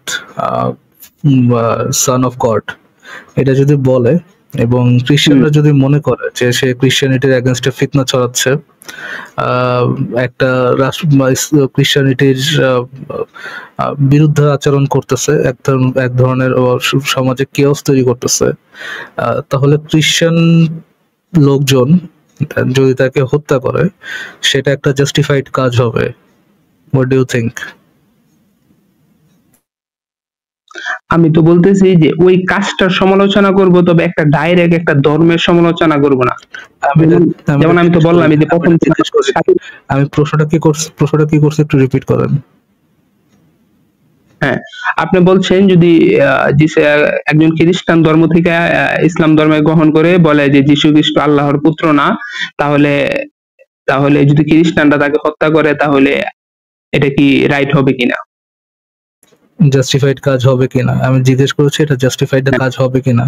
either এটা একটা জাস্টিফাইড কাজ হবে অ্যাকর্ডিং টু ইউ, অর এটা একটা জাস্টিফাইড কাজ হবে না। এটা কি জাস্টিফাইড কাজ হবে নাকি হবে না? না, এটা ভালো কাজ হবে না, তবে আমি ডাইরেক্ট একটা ধর্মের সমালোচনা করব। ভাই একটা সেকেন্ড ভাই, তাহলে আপনি জঙ্গির বাচ্চা জঙ্গি বলতে যাচ্ছেন যে আপনার ধর্ম থেকে কেউ বের হয়ে আপনার ধর্মের সমালোচনা করলে তাকে হত্যা করাটা জাস্টিফাইড, কিন্তু না না না, আমি কিন্তু পরে এই কথা থেকে ফিরে আসছি। আমি বলছি আপনি জঙ্গির বাচ্চা জঙ্গি কি বলেছেন ভাই, এটা অলরেডি শোনা হয়ে গেছে। তো আপনি বলতে যাচ্ছেন অলরেডি তো রেকর্ডেড, এটা তো আর নতুন করে বলার তেমন বিষয় নেই। তো আপনি জঙ্গির বাচ্চা জঙ্গি বলার চেষ্টা করতেছেন যে আপনার ধর্ম থেকে বের হয়ে কেউ আপনার ধর্মকে সমালোচনা করলে তাকে হত্যা করাটা জাস্টিফাইড, বাট অন্য আমার ক্রিশ্চিয়ানিটি থেকে বের হয়ে ক্রিশ্চিয়ানিটি সমালোচনা করলে যদি ক্রিশ্চিয়ানরা তাকে হত্যা করে সেটা জাস্টিফাইড না। আচ্ছা, থ্যাংক ইউ জঙ্গি বাচ্চা জঙ্গি ভাইয়া। লাস্ট একটা কথা আমি একটু আসিফ ভাইকে জিজ্ঞেস করতে চাই। আচ্ছা আসিফ ভাই, যদি কেউ সহি হাদিস জেনে বুঝে এটাকে অস্বীকার করে বা এটার সাথে দ্বিমত করে যে না এটা আমার শিশুর সাথে সহবতকারী নবী এই কাজটা মানে এই কাজটা বললেও এটা যদি সহি হাদিস হয়েও থাকে আমি এটার সাথে দ্বিমত করি, এটা কি ইটসেলফ তাকে ইসলাম ধর্ম থেকে বের করে দেয় কিনা, তাকে এটা এই কথাটা তাকে মুরতাদ বানায় কিনা আসিফ ভাই? 100% মুরতাদ বানায় এবং তাকে হত্যা করাটা তখন মুসলমানদের জন্য ওয়াজিব হয়ে যায়। তাহলে কি আপনি বলতে যাচ্ছেন এই যে আমাদের সাথে যে কোচি জঙ্গির বাচ্চা জঙ্গি ভাইয়াটা যুক্ত হয়েছেন, ইসলাম অনুযায়ী তিনি নিজেও হচ্ছে মানে হত্যা করার মতো অপরাধ করেছেন? একজন ছাতিমে রসুল হয়ে গেছে অলরেডি, যেহেতু সে একটা নবীর একটা বক্তব্য সম্পর্কে আপত্তি তুলছে, যে নবী যেহেতু ফারাজ ভাই ইসলামের কনসেপ্ট কিন্তু একদম ক্লিয়ার, নবী যেটা করছে সেটাকে বলতে হবে, চোখ নাক বুঝে বলতে হবে সেই কাজটা খুব ভালো কাজ ছিল। আর যদি কেউ এই যে জঙ্গির বাচ্চা জঙ্গি ভাইয়াটা যুক্ত হয়েছেন, এই জঙ্গির বাচ্চা জঙ্গি ভাইয়াটি কি বলে নাই যে তার নবী যে অন্যান্য ধর্মের সমালোচনা করছে এটা একটা বাজে কাজ করেছেন, এটাকে তিনি সমর্থন করেন না? এই কথাটা বলার মাধ্যমে সে একজন ছাতিমে রসুলে পরিণত হয়েছে এবং তাকে এখন হত্যা করাটা এখন মুসলমানদের জন্য ওয়াজিবে পরিণত হয়েছে। এই কথাটা ভাই ফারাজ ভাই, ইমাম মালিক একটা কথা বলেছে, নবীর জামার একটা বুতাম একটু ময়লা ছিল, এই কথাটাও যদি কেউ মুখ থেকে একবার বের করে, তাকে যে কোনো জায়গাতে পাওয়া যাবে, যে কোনো অবস্থানে পাওয়া যাবে, যে কোনো সময়, যে কোনো ইনসিডেন্টে তাকে জবাই করে ফেলতে হবে। এইটা হচ্ছে ইসলামের হুকুমত ভাই। ও আচ্ছা আচ্ছা আচ্ছা, তাহলে তো ভাইয়া আমাদের একজন ধরেন জঙ্গির বাচ্চা জঙ্গি ভাইয়া যিনি এসে আমাদেরকে বলতেছেন আমাদের কল্লা কেন কাটা উচিত, যে ধর্মের উপর বেস করে সে বলতেছেন সেই ধর্মের উপর বেস করে তারও কল্লা কাটাটা জাস্টিফাইড, তাহলে তো আমাদের এই জঙ্গির বাচ্চা জঙ্গি ভাইয়াকে ওই ধর্মেই ফেরত দিয়ে দেওয়া উচিত, যে তারা নিজেরাই দেখুক এই জঙ্গির বাচ্চা জঙ্গি ভাইয়ের সাথে এক্সট্রা কি করা যায়, নাকি আসিফ ভাই?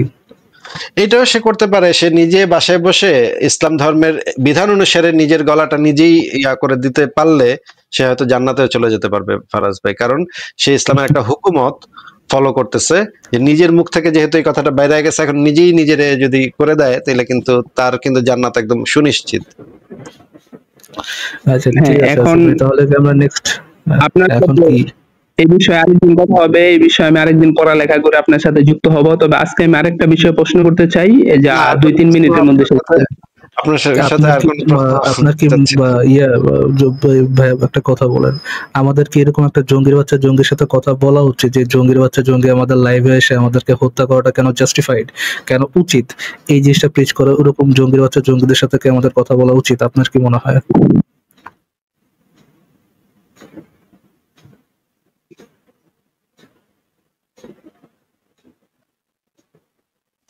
হ্যাঁ শুনি ভাইয়া,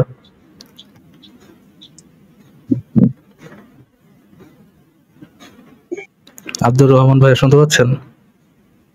হ্যাঁ হ্যাঁ বলেন। আমি কি প্রশ্ন করেছি আপনি বলছেন?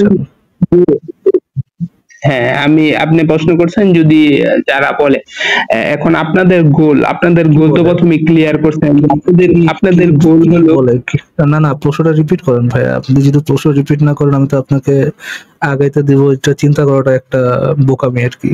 আমি কি প্রশ্নটা করেছি একটু রিপিট করেন। আপনি প্রশ্ন করেছেন যে যদি কেউ লাইভে এসে বলে যে আপনাদেরকে হত্যা করা, যদি কোনো জঙ্গির বাচ্চা জঙ্গি যদি বলে, হ্যাঁ জঙ্গির বাচ্চা জঙ্গি কি বলে বলেন শেষ করুন। কোন জঙ্গির বাচ্চা জঙ্গি যদি বলে যে নাস্তিকের বাচ্চা নাস্তিকদেরকে হত্যা করা, না নাস্তিক না মুসলমানের বাচ্চা নাস্তিকদেরকে হত্যা করা সঠিক, তাহলে এটা কি সঠিক কিনা? না ভাইয়া, এটা তো আপনার প্রশ্ন বুঝে নাই। না এটা আমার প্রশ্ন না। আমি আবার বলি, আরেকবার একটু শুনেন। যদি কোনো জঙ্গির বাচ্চা জঙ্গি আমাদের লাইভে এসে বলে আমাদেরকে যে কেন আমাদেরকে হত্যা করা জাস্টিফাইড, ওরকম একটা জঙ্গির বাচ্চা জঙ্গির সাথে একটা সভ্য আলোচনা চালায় যাওয়াটা কি উচিত কি উচিত না? হ্যাঁ আমি বুঝতে পারছি। এখন আপনাদের আমি মানে আপনি রিপিট করেন। যদি কোনো জঙ্গির বাচ্চা জঙ্গি যদি বলে যে লাইভে এসা যে আপনাদেরকে হত্যা করার ন্যায়, তাহলে কি তাদের সাথে আমাদের কথা চালিয়ে যাওয়া উচিত কিনা? ওকে, জি জি, ফ্যান্টাস্টিক। এবার উত্তর।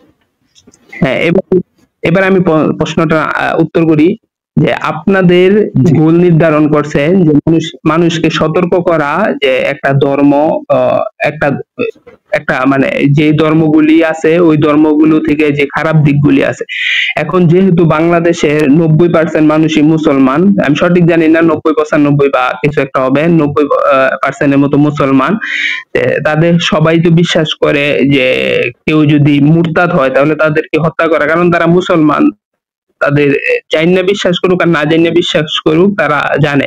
তাহলে তো আপনাদের মত অনুযায়ী সবাই জঙ্গি, তাহলে আপনারা কাদের জন্য লাইভ তৈরি তাহলে করতেছেন, আপনি কি কাদেরকে সতর্ক আমাদের আমাদের মত অনুযায়ী নাকি আপনার ক্যালকুলেশন অনুযায়ী বাংলাদেশের আপনি যে ক্যালকুলেশন দিলেন বাংলাদেশের 90% মুসলমান হ্যাঁ যারা করে যে যারা মুরতাদ হয়ে যাবে তাদেরকে হত্যা করা উচিত, আপনার ক্যালকুলেশন অনুযায়ী আমি যদি আপনার ক্যালকুলেশনে নেই তাহলে কি বাংলাদেশের 90% মুসলমানের 90% মুসলমানই জঙ্গি বাচ্চা জঙ্গি হয় ওই ক্যালকুলেশনে, যেহেতু তারা হ্যাঁ নাস্তিকদেরকে বা মুরতাদদেরকে হত্যা করা চেষ্টা, তার মানে আপনাদের ধর্মটা কি জঙ্গি বাচ্চা জঙ্গিদের ধর্ম? হ্যাঁ আপনাদের তাহলে মত কি অনুযায়ী তো জঙ্গিদের ধর্ম, মানে আপনার চিন্তা অনুযায়ী। আহ, আমাদের চিন্তা অনুযায়ী আচ্ছা ধরেন কোন একজন ব্যক্তিকে যখন আপনি ধর্মের উপর ভিত্তি করে কোন একজন ব্যক্তিকে আঘাত করতে যাবেন, তার উপরে শারীরিক অ্যাটাক করতে যাবেন, এটা কি ইন্টারন্যাশনাল আইন অনুযায়ী এটা কি জঙ্গিবাদ বলে কিনা? হ্যাঁ ইন্টারন্যাশনাল আইন অনুযায়ী জঙ্গিবাদ বলে। আচ্ছা তাহলে কি ইন্টারন্যাশনাল আইন অনুযায়ী আপনারা কি যে 90% মুসলমানদের মধ্যে যারাই ধর্মের উপর ভিত্তি করে মানুষকে হত্যা করতে চান, ইন্টারন্যাশনাল হ্যাঁ আইন অনুযায়ী আপনারা কি জঙ্গির বাচ্চা জঙ্গি? যারা মুসলিম তারা তো ইন্টারন্যাশনাল আইনের আগে আরেকটা আইন মানে, সেটা হলো আল্লাহর আইন। আমি এটা জিজ্ঞেস করি নাই কোন আব্দুল্লাহর আইন মানেন, এটা জিজ্ঞেস করি নাই। আমি জিজ্ঞেস করছি ইন্টারন্যাশনাল আইন অনুযায়ী আপনারা কি জঙ্গির বাচ্চা জঙ্গি কিনা যারা এই বিধানটা হ্যাঁ মানেন। এখন মনে করেন আপনার ঘরের আমার ভিতরে যে আইন চলে এই আইন অনুযায়ী প্রশ্নটা একটু রিপিট করেন। হ্যাঁ প্রশ্নটা একটু রিপিট করেন ভাইয়া। হ্যাঁ আপনি প্রশ্ন করছেন যে যদি ইন্টারন্যাশনাল আইন অনুযায়ী কি যারা অন্যের উপর আঘাত করে তাহলে জি। কি সে জঙ্গি কিনা। এবার আমি উত্তর করি, ধর্মের ভিত্তিতে অন্যের উপর আঘাত করে, ধর্মের ভিত্তিতে আঘাত করা। এখন একটা 90% মুসলমান তো ইন্টারন্যাশনাল আইনের আগে আরেকটা আইন মানে, বা ইন্টারন্যাশনাল আইন মানেই না যদি ওই আইনের বিরুদ্ধে। আমার প্রশ্নটার উত্তর হইলো, আমি যদি জিজ্ঞেস করি ইন্টারন্যাশনাল আইন অনুযায়ী আপনারা যারা বিশ্বাস করেন যে অন্যের ধর্মের উপর ভিত্তি করে অন্যকে আঘাত করা, অন্যকে মেরে ফেলা জাস্টিফাইড, ইন্টারন্যাশনাল আইন অনুযায়ী আপনারা জঙ্গির বাচ্চা জঙ্গি কি না, এইটার উত্তরে কি এটা হইতে পারে ওটা মানে কি মানে না, আমি কি এটা জিজ্ঞেস করছি নাকি ইন্টারন্যাশনাল আইন অনুযায়ী আপনারা জঙ্গির বাচ্চা জঙ্গি কিনা সেটা জিজ্ঞেস করেছি? এখন আপনাকে যদি বলি কোরআনের আইন অনুযায়ী আপনারা জঙ্গি, এখন আমার উত্তরটা দিয়ে তারপরে প্রশ্নটা করেন। হ্যাঁ ইন্টারন্যাশনাল আইন অনুযায়ী তারা জঙ্গি, কিন্তু কোরআনের আইন অনুযায়ী তো তারা ক্লিয়ার করেন ইন্টারন্যাশনাল আইন যে বলেন, ইন্টারন্যাশনাল আইন অনুযায়ী আমরা যারা মুরতাদের শাস্তির জন্য মুরতাদের শাস্তিতে মনে করি যে মুরতাদের শাস্তি হওয়া উচিত মৃত্যুদণ্ড, তারা আমরা জঙ্গির বাচ্চা জঙ্গি ইন্টারন্যাশনাল আইন অনুযায়ী। একটু রিপিট করেন। হ্যাঁ জি রিপিট করেন। বারে কেন রিপিট করতে হবে? আমি তো ভাই কনফার্মেশন পেয়ে না সামনে আগাবো, বারে রিপিট করতে সমস্যা কই? জঙ্গির বাচ্চা জঙ্গি হইলে এটা মুখে বলতে সমস্যা কই? বলেন ইন্টারন্যাশনাল আইন অনুযায়ী যে আমরা মুরতাদের শাস্তির বিধান ফলো করি তারা হচ্ছে জঙ্গির বাচ্চা জঙ্গি, বলেন। এখন আমি এই বিষয়ে আর কথা বলতে চাই না, আপনি যদি চান আমি আরেকটা বিষয় একটু জানার আগ্রহ ছিল। যদি কথা বলতে না চান তাহলে আমার একটা প্রশ্ন আছে ভাই, আপনি কি নামাজ পড়তে পারেন? হ্যাঁ নামাজ পড়তে পারি। আপনি কি জানেন যে কিভাবে সিজদায় বসতে হয়? হ্যাঁ জানি। আপনি কি একটু দয়া করে সিজদায় বসতে পারবেন ভাইয়া? কেন? এই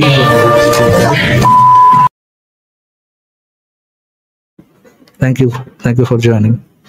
জি আসিফ ভাই, সে মনে অন্য কিছু ভাবছিল, কেন এরকম সিজদায় বসবে সে মনে অন্য কিছু ভাবছিল, তার হুজুর হুজুর যেটা করে আপনার মধ্যে সেটা হুজুরের কথা পড়ে গেল, আরে আমি তো নস্টালজিক হয়ে যাচ্ছি। আশেপাশে কি রয়নার তেল আছে নাকি? কিন্তু সে দেখেন কেন উঠছে, মানে সে এটার সাথে পরিচিত। এই রিফ্লেক্স নাকি? হ্যাঁ, রিফ্লেক্স, ন্যাচারাল রিফ্লেক্স চলে আসে। না কেন আমি তার হুজুর যখন পেছন থেকে তার পিঠে হাতটা রাখে তখনই সে ধক করে ওঠে বুকটা, কেন? জি ভাইয়া, আমি আসলে আহ, আমি মানে আমি যে আপনাদের আলোচনা শুনি অনেক, তো আসলে আমার কাছে অবাক লাগে যে আহ, মানে যে সকল মুমিনদের সাথে আপনারা কথাবার্তা বলেন, মানে ম্যাক্সিমামই হচ্ছে যে তাদের একটা কোশ্চেন করলে তাদের মানে ব্রেনে কোশ্চেনটা ঢোকে না, যার জন্য হচ্ছে যে আপনি বারবার রিপিট করান কোশ্চেনটা। তো এতে করে আসলে মানে বিষয়টা খুবই বিরক্তিকর হয়ে যায় মাঝে মধ্যে, বাট তারপরেও এই জিনিসটা এটাই প্রমাণ করে যে আসলে তাদের ব্রেনটা মানে একটা নর্মাল কথা তারা বুঝতে পারে না, জিনিসটাকে অন্যদিকে আসলে কি আমার জানার ইচ্ছা যে তারা কি জিনিসটা ইন্টেনশনালি করে নাকি মানে তারা অ্যাকচুয়ালি ওরকম মানে ব্রেন ডেড যেটারে বলে আর কি। মানে এই বিষয়গুলো আমাকে খুব ভাবায় আসলে মাঝে মধ্যে। যেটা সমস্যা যেটা সেটা ব্রেইন ডেড নিয়ে সমস্যা না, সমস্যা হচ্ছে আপনার মূল সমস্যাটা যেটা ব্রেনের ক্যাপাসিটির প্রবলেম থাকতে পারে। আই থিঙ্ক মূল যে সমস্যা সেটা হচ্ছে আপনার অনেস্টি সমস্যা, যে কেউ আপনার সাথে অনেস্ট আলোচনা করতে ইন্টারেস্টেড কিনা। আই থিঙ্ক এখানে যে ল্যাকিংসটা আছে বড় ধরনের, সেটা হচ্ছে অনেস্টি ল্যাকিংসটা। মানে তার মানে তারা কিছু হাইড করতেছে বা হচ্ছে যে এখানে তারা জিনিসটাকে এড়ায় যাচ্ছে এরকম কিছু, তার মানে এটা ইন্টেনশনাল আর কি। আই থিঙ্ক সো, এটা ইন্টেনশনাল। এটা তাদের রিফ্লেক্সের অংশ হইতে পারে, I don't know, but intentional. মানে আমার কাছে আপনি যদি চট করে অন্য প্রশ্নের উত্তর দেওয়া শুরু করেন, এখন আমি কিভাবে বুঝবো যে ভাই এটা আপনার রিফ্লেক্স? আমি তো মনে করে নিব যে আপনি ইন্টেনশনালি। এরকম ভাই আমার সাথেও হইছে মাঝে মধ্যে, মানে যখন নাকি কোনো কিছুতে আমি ধরা খাইছি, মানে আমি আসলে ভাই আমি প্রথমে একটু ক্ষমা চেয়ে নিচ্ছি। আমি এইটা সবার ক্ষেত্রে হয়, ধরা খাইলে। হ্যাঁ, আমি কিন্তু ভাই আপনাদের মতো এত গুছায় কথা বলতে পারি না, এর জন্য আমাকে একটু ক্ষমা করবেন। মানে আমি জিনিসটা বোঝাতে চাচ্ছি যে মানে মাঝে মাঝে হয় এটা, যখন নাকি কোনো বিষয়ে আমি হাইড করতে চাই, মানে আমি অ্যান্সারটা জানি কিন্তু বলবো না, কিন্তু কিংবা অন্যদিকে ঘুরাই দিব, তখন এটা ইন্টেনশনালি হয়। কিন্তু আমার ওদের দেখা আমার যেটা মনে হয় যে ওরা অ্যাকচুয়ালি মানে আমার কাছে মাঝে মাঝে মনে হয় যে এটা ইন্টেনশনাল না, মানে ওরা অ্যাকচুয়ালি বুঝেই না যে এই জিনিসটা মানে আপনি কি বলতেছেন, কি জানতে চাচ্ছেন, ওরা কি বুঝলো। মানে একটা অশিক্ষিত তো বটেই, মানে কি বলবো আসলে, একটা নর্মাল কমন সেন্সও যদি অশিক্ষিত বুঝলাম, ঠিক আছে, সবাই তো আর শিক্ষিত হইতে হবে এটা তো ম্যান্ডেটরি না, কিন্তু নর্মাল একটা কমন সেন্স যে আমি আপনার কাছে এই জিনিসটা জানতে চাচ্ছি হ্যাঁ বা না, কিংবা আপনি একটা প্রশ্ন যে এখন সেই প্রশ্নের উত্তর যদি আপনি অন্য কিছু দেন, এটা কিভাবে হয় আসলে? এটা খুবই মানে ডিজাস্টার একটা অবস্থা। আর ভাই আমি আসলে ব্যক্তিগতভাবে আমার কিছু কোশ্চেন মানে আমি মানে অনেকদিন ধরেই ছিল মাথায় ঘুরতেছে, তো আমি আসলে নিজেকে আর কি সংশয়বাদী হিসেবেই ধরবো, কারণ আমি অনেক কিছুর কোশ্চেন আমার মাথায় ঘুরে, কিন্তু আমি আসলে ব্যস্ততার জন্য বা এগুলো নিয়ে এত ভাবা হয় না, বা আমি এত রিসার্চও করার আসলে ধৈর্যটা, মানে আপনাদের যে ধৈর্য ওটাতে আমি অবশ্যই অ্যাপ্রিসিয়েট করি, কিন্তু আমি আসলে ওই ধৈর্যটা আসলে রাখতে পারি না। তো আমার মাথায় আমি একদমই মানে মানে র্যান্ডম কোশ্চেন ঘুরে যেগুলো, সেটা হচ্ছে যে গতকালকে আমার যেটা মাথায় আসছে যে মানে আপনারা যেটা বলেন যে ক্রিয়েটর নাই, তো ক্রিয়েটর নাই ঠিক আছে বুঝলাম, কিন্তু তাহলে এই যে ব্যালেন্সটা মানে একটু ঠিক করে দেই যে আমরা কখনো বলি না যে ক্রিয়েটর নাই। দেখেন, সৃষ্টিকর্তা ডিফাইন করাটা একটু সমস্যা হয়ে যায়, আর ক্রিয়েটর ডিফাইন করাটাও সমস্যা হয়ে যায়। আমরা যে জিনিসটা বলি যে ক্রিয়েটর সৃষ্টিকর্তা এরকম কিছু আছে, এইগুলার কোনো প্রমাণ নেই। আমরা অ্যাক্টিভলি যদি দাবি করি ক্রিয়েটর নাই, তাহলে এটা সপক্ষে আমাদের এভিডেন্স দিতে হবে। আপনি আমাদের কথা যদি ঠিক মতো শুনে থাকেন, তাহলে হয়তোবা খেয়াল করবেন যে আমরা অ্যাগনস্টিক এথিয়েস্ট পজিশনটা হোল্ড করি যে ক্রিয়েটার আছে কি নাই এটা সম্পর্কে আমাদের কোনো অপিনিয়ন নেই। আমরা শুধুমাত্র জানতে চাই যে ক্রিয়েটার আছে। যদি যারা বিশ্বাস করেন যে ক্রিয়েটার আছে এর সপক্ষে কোনো প্রমাণ দিতে না পারেন, তাহলে বোঝা যায় যে তাদের যে পজিশনটা সেটা হচ্ছে স্রেফ একটা অন্ধবিশ্বাস। আচ্ছা, এখন ভাইয়া এইখানে এই আপনার কথার প্রেক্ষিতে আমার একটা কোশ্চেন আমি যদি করি, যেটা হলো যে আজ থেকে 30-40 বছর আগের প্রেক্ষাপট যদি আমি কল্পনা করি, তখন কি কেউ এই জিনিসটা কল্পনা করতে পারছে যে আপনি বসে আছেন এক জায়গায় পৃথিবীর এক প্রান্তে, আমি বসে আছি এক জায়গায়, আমরা এই মানে ভিডিও কলের মাধ্যমে কানেক্ট হয়ে একজন আরেকজনকে দেখা কথা বলতে পারবো? এই জিনিসটা কিন্তু তখন তারা বিলিভ না কিভাবে কল্পনা যদি বলেন মানে কল্পনা পারছে মানে হ্যাঁ কল্পনা অনেক মানুষ অনেক কিছু করতে পারে। আপনি মানুষের কল্পনাকে ছোট করে দেখার কিন্তু কোনো অপশন নাই। আপনি ফর এক্সাম্পল ধরেন আজ থেকে 20-30 বছর আগের যদি কার্টুনস গুলো দেখেন, হ্যাঁ আপনি হচ্ছে অনেক ধরুন 20-30 বছরও যাওয়া লাগবে না, আরো আগে দেখবেন। আরো আগে হচ্ছে আপনি যেমন কার্টুন নেটওয়ার্কে অনেক কার্টুন আসতো, যেমন ফ্লিনস্টোন না কি জানি, বা অনেক অনেক ধরনের ইয়ে ছিল যেটার মধ্যে আপনি দেখতে পারবেন যে কত ধরনের মানুষ ইমাজিনেশন করে গেছে। আপনি যদি পুরাতন যারা ফিকশন লিখে গেছেন, সায়েন্স ফিকশন লিখে গেছেন, তাদের বইটাই পড়েন, আপনি অনেক ধরনের ইয়ে দেখতে পারবেন, অনেক ফ্যান্টাসি দেখতে পারবেন, অনেক ধরনের অনেক চিন্তা ভাবনা, অনেক ধরনের অনেক কল্পনা দেখতে ফ্যান্টাসি ইমাজিনেশন আমি সেটা বুঝলাম, কিন্তু কেউ কি এটা ভাবছিল যে এটা সম্ভব হবে অ্যাকচুয়ালি? এটা মানে একদম যদি কেউ ফ্যান্টাসাইজ করে ফেলায় তাহলে সম্ভব হবে বা আপনি চিন্তা করেন কেউ ফ্যান্টাসাইজ করতেছে যে ভবিষ্যতে এরকমটা হইতে পারে, ফ্যান্টাসাইজ করতেছে, তার মানে কি তার একটা কল্পনা অবশ্যই আছে, সে ওই বিশ্বাস করে কল্পনা করতেছে যে এরকমটা হওয়া পসিবল। আপনি বলছেন না যে এটা হওয়া সম্ভব কি? মানে আপনি বলতে চাচ্ছেন যে ফ্যান্টাসাইজ করা মানে কি ওইটা মানে ভবিষ্যতে সম্ভব হবে এরকম কিছু?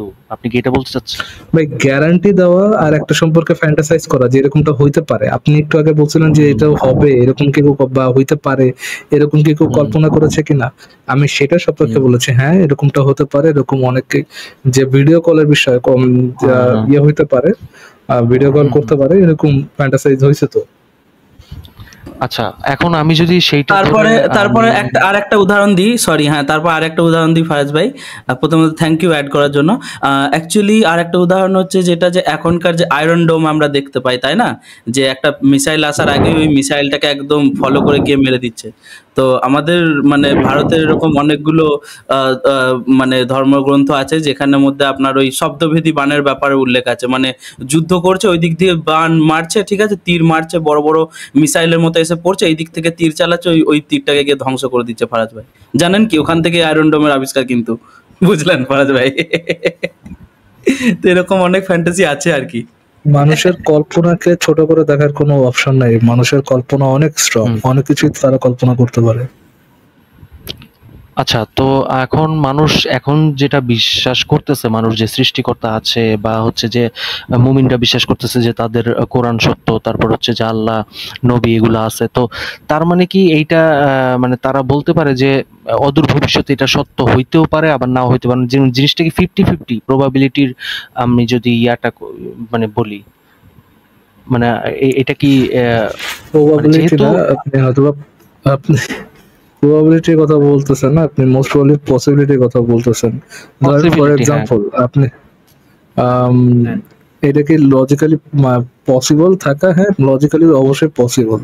আমি তো ইম্পসিবল, যদি লজিক্যালি ইম্পসিবল হইতো তাহলে তো আমরা বলে দিতাম যে মানে অনেক মানুষ খুব সহজেই বুঝতে পারতো যে এটা ইম্পসিবল, বাট আপনি সোর্সটা অনেক অ্যাট্রিবিউট ধরে দেখাইতে পারেন যে এটার মধ্যে লজিক্যাল ইম্পসিবিলিটি আছে। ফর এক্সাম্পল ধরেন আপনি যে আপনি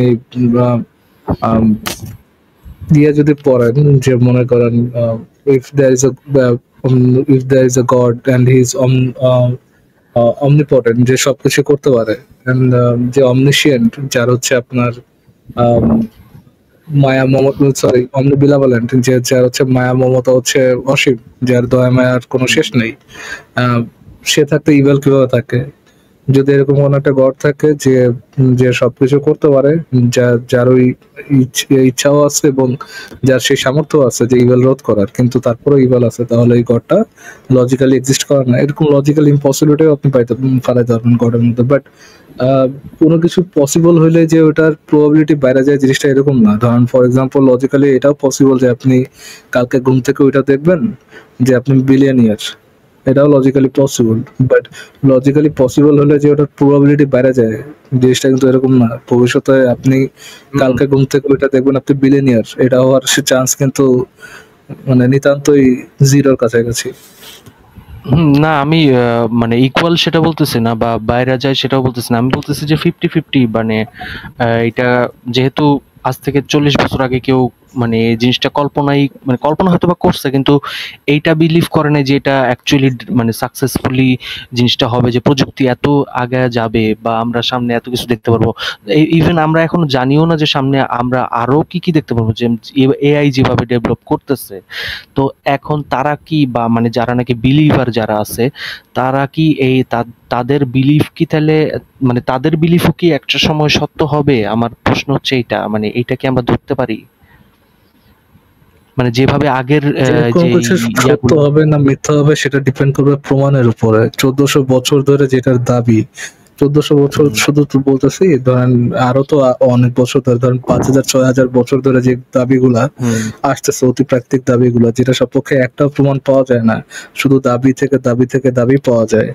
আপনি যদি মনে করেন যে একটা এককালে সেই দাবির প্রমাণ আসবে, এটা মনে করতে যদি মনে করতে পারেন, বাট ফ্যান্টাসি এককালে এসব সত্য হয়ে যাবে। ফর এক্সাম্পল হ্যারি পটার, কালকে আমরা একসময় আবিষ্কার করতে পারবো যে হ্যারি পটারের কোন একটা ওয়ার্ল্ড অ্যাকচুয়ালি দুনিয়াতে এক্সিস্ট করে বা রিয়ালিটিতে এক্সিস্ট করে। এটা যদি মনে করেন ফিউচারে তো আবিষ্কার হইতে পারে, এটা মনে করে কেউ যদি মন কোলা খেতে চায়, আমি তারে আর কি বলবো, আমার এখানে কিছু বলার নেই আসলে। আচ্ছা, মানে ঠিক আছে। তো আচ্ছা ভাইয়া, মানে সায়েন্সের কিছু বিষয় কিন্তু আনসলভড, মানে এগুলারও কিন্তু প্রমাণ এখনো পাওয়া যায়নি। যেমনটা আমি যদি যেটা উদাহরণ দিই আনসলভ হচ্ছে যে, সেটা কিন্তু আপনাকে কেউ বলতেছে না যে বিশ্বাস করতে। কোন আচ্ছা সায়েন্টিস্ট এসে আপনাকে বলবে না যে যেটা আনসলভ সেটা you have to believe in it. You are free citizen of a free country, you can believe whatever you want.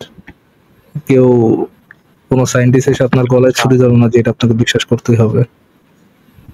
হুম, হ্যাঁ এটা ঠিক বলছেন, হ্যাঁ। আচ্ছা ধরুন এত এত এত এত ধার্মিকরা আছে, এই খ্রিস্টান যারা ধরুন ক্রিয়েশনিস্ট আছে, তারপরে ধরুন ইসলামিক আছে, হিন্দুইজম এরকম আছে, এরা তো যুগের পর যুগ ধরে একদম হাজার হাজার মানুষের সামনে, লক্ষ লক্ষ মানুষের সামনে বড় বড় সবাই বলে, তাই না, যে ইভলিউশন মানি না, ইভলিউশন মিথ্যা। তো কখনো শুনেছেন যে কোনো বিজ্ঞানী ধরুন সোশ্যাল মিডিয়ায় থ্রেড দিচ্ছে তাকে, এই ইভলিউশন মানুষ না, তোর কল্লা উড়াই দিম, এরকম শুনেছেন কখনো কোনো বিজ্ঞানী দিচ্ছে এরকম থ্রেড কাউকে? হ্যাঁ মানে ঠিকই বলছেন, আসলে ধর্ম জিনিসটা একটু জোর জবরদস্তির উপরে বেশি কোন একজন বিজ্ঞানী এসে যদি বলে যে আমি এই ক্লেমটা করতেছি এটা সত্য, এই ক্লেমটা সপক্ষে আমার কাছে প্রমাণ নাই, বাট ভবিষ্যতে একবার তো প্রমাণও হইতে পারে, সুতরাং তুমি বাবা মেনে নাও যে এটা সত্য। এরকম কি কোনো বৈজ্ঞানিককে কখনো দাবি করতে দেখেছেন? না, বিজ্ঞানীকে দাবি করতে দেখি নাই, তবে বিজ্ঞানী যেটা বলছে সেইটার জন্য বিজ্ঞানীকে মরতে হইছে, এই নজির পাইছি। মানে সেটা ধর্মের সাথে যায় নাই বা তাদের বিলিফের সাথে যায় না, এর জন্য ওই যে ওটা তো ভিন্ন টপিক, বাট কথা হচ্ছে যে আমি বলছি যে দাবি কি এইভাবে প্রমাণ হয় নাকি? কোন একজন বিজ্ঞানী এই ধরনের কথা বলেন না। আর যদি কোনো বিজ্ঞানী বলেও থাকে এই ধরনের কথা যে ভাই আমি এটা দাবি করতেছি, আমাকে নোবেলটা দিয়ে দাও, তোমরা এটা মেনে নাও, কিন্তু প্রমাণটা ভবিষ্যতে যা পাবা, ওইটা যদি কেউ বলেও থাকে কোনো বিজ্ঞানী, তাহলে কি আপনি থেকে শুরু করে আপনি সহ কোনো কোনো বান্দা, কোন আর কি যার মধ্যে একটু জ্ঞান বুদ্ধি আছে, তার কি কেউ এটাকে একসেপ্ট করবে কথাটাকে? না, এটা মানে যেহেতু সায়েন্সের বিষয়, বলবে যে প্রমাণ তার কথাটা কি একসেপ্ট করার কোনো রিজন আছে, কোনো যৌক্তিকতা আছে? না, উইদাউট প্রুফ এটা তো অ্যাকসেপ্টেবল না, যেহেতু এটা সায়েন্স। কিন্তু ধর্মের ব্যাপারে আসলে আমরা সায়েন্সের কথা হ্যাঁ শুনেন ভাই, এটা এটা ম্যাটার করে না যে সায়েন্সের ব্যাপারে না ধর্মের ব্যাপারে। এটা যে কোনো দাবি রিয়ালিটি সম্পর্কে, বাস্তবতা সম্পর্কে যে কেউ যে কোনো দাবি করবে, তাকে সেই দাবি সপক্ষে কি দিতে হবে? এভিডেন্স দিতে হবে। আপনি যে এই দুইটাকে ডিস্টিংগুইশ করতেছেন, একটা হচ্ছে ধর্মের দাবি আর একটা হচ্ছে আপনার আম, বিজ্ঞানের দাবি। এই জন্য ধর্মের দাবিতে নিশ্চয়ই তাহলে প্রমাণ দেওয়াটা নেসেসারি না। আপনার এই ইয়েটা ভুল, আপনার এই পজিশনটা বা আপনার এই ক্যালকুলেশনটা ভুল আর কি। আচ্ছা, মানে আমি জিনিসটা বললাম এই জন্য যে কারণ ধর্ম তো একটা বিশ্বাসের উপরে জিনিসটা বেস করে চলে, যে ওই যে যখন আপনি কোনো আর্গুমেন্ট শুরুই করবেন হচ্ছে বিশ্বাসের উপরে, যে আপনাকে আপনাকে এরকম বড় বড় দাবিগুলা প্রথমে প্রিসাপোজ করে নিতে হবে। সেখানে আপনি বলতেছেন যে আপনার কাছে যুক্তি নাই, সেখানটা শুরুটাই আপনার অযৌক্তিকতা দিয়ে। হুম হুম এখন ভাই তাহলে মানে কি করা উচিত, মানে আমাদের মতো মানে প্রমাণ যারা, খোঁজা উচিত। যদি কোনো কিছু প্রমাণ না পাওয়া যায় তাহলে এটা বলা উচিত যে ভাই এটা সপক্ষে কোনো প্রমাণ নেই। তারপর কি সেটা মানে অমান্য করা উচিত, বা মানে প্রমাণ জিনিসটা ছাড়া কোনো সরে কিছু মানা তো ভাই যৌক্তিক না। আপনি যখন প্রমাণ ছাড়াই কিছু মানবেন সেটা তো কোনো যৌক্তিক পজিশন না। যে কোনো ধার্মিক এই এখন জিনিসটা বুঝে যে প্রমাণ ছাড়া কোনো কিছু মানা যৌক্তিক পজিশন না।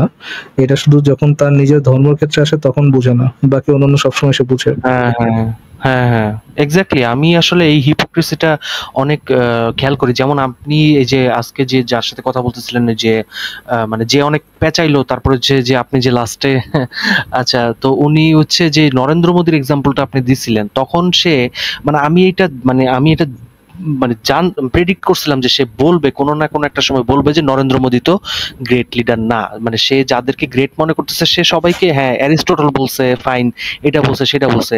তো আমি ওই সময় আমি খালি ওয়েট করতেছিলাম যে কখন সে বলবে নরেন্দ্র মোদী গ্রেট লিডার না। সে এবং সে এটা আমিও বলছে, জানতাম সেই কথাটাই বলবে, যে আমি এবং দ্যাটস আমি ওয়াই ভাবছিলাম সে জাস্ট বলবে যে বিকজ গুজরাট কষাই টসাই এরকম কিছু একটা বলবে। তো আমি জাস্ট বিকজ তা জি আমার কাছে যেটা মনে হয়েছে ভাইয়া, যে just because Narendra Modi is not Muslim, সে তা নরেন্দ্র মোদীর এক্সাম্পলটা অ্যাকসেপ্ট করবে না, এবং সে ওইটাই করছে। মানে জিনিসটা হচ্ছে যে জি গ্রেট, তাদের কাছে গ্রেট হচ্ছে যে তাদের ধর্মের কেউ বা তাদের ধর্ম মানে কেউ বা তাদের হচ্ছে তাদের অন্ধবিশ্বাসের মতো সাথে করে অ্যালাইড কেউ। জি অ্যালাইন করে যারা, তারাই হচ্ছে তাদের নজরে গ্রেট। এই জি হিপোক্রিসি গুলো অনেক মানে নোটিস করি আসলে, বিষয়গুলা খুবই জি মানে কি বলবো। এভিডেন্ট আর কি। হুম ঠিক আছে, থ্যাংক ইউ লুকাস ভাই, যুক্ত হওয়ার জন্য ধন্যবাদ। তাহলে আমরা দেখে নিস কারো কাছে যাই। আচ্ছা ভাই, আর মানে লাস্ট একটা কোশ্চেন কি করতে পারি? শিওর, একটু সংক্ষেপে। হ্যাঁ জি।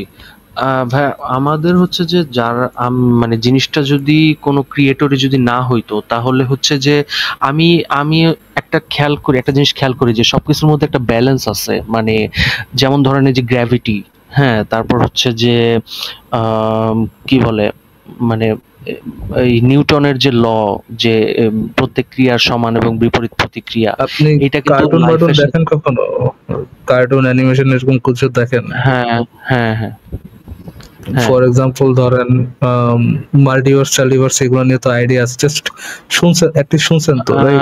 হ্যাঁ মাল্টিভার্স মানে খুব বেশি নাই, বাট হ্যাঁ ওই যে মার্ভেলের শুনেছেন মুভিগুলো, মানে, তারপর হ্যাঁ হ্যাঁ মোটামুটি আইডিয়া তো আছে। ফর হ্যাঁ এক্সাম্পল ধরেন যে আমাদের ইউনিভার্সটা আপনি যেটা বলতেছেন যে সর্টেড একটা নিয়মের মধ্যে চলতেছে। ফর হ্যাঁ এক্সাম্পল হ্যাঁ হ্যাঁ ধরেন আপনি আপনি ধরেন দেখলেন যে মানে ইন হাইপোথেটিক্যাল সেন্স, আপনি আগামীকালকে ঘুম থেকে উঠে দেখলেন যে আমাদের পৃথিবীটা সূর্যের ভিতরে এক্সিস্ট করতেছে। আমাদের পৃথিবীটা নাও সূর্যের ভিতরে বা সূর্যের আচ্ছা সারফেসে, বাট আপনি মারা যাচ্ছেন না, সূর্যের সারফেসে আছে।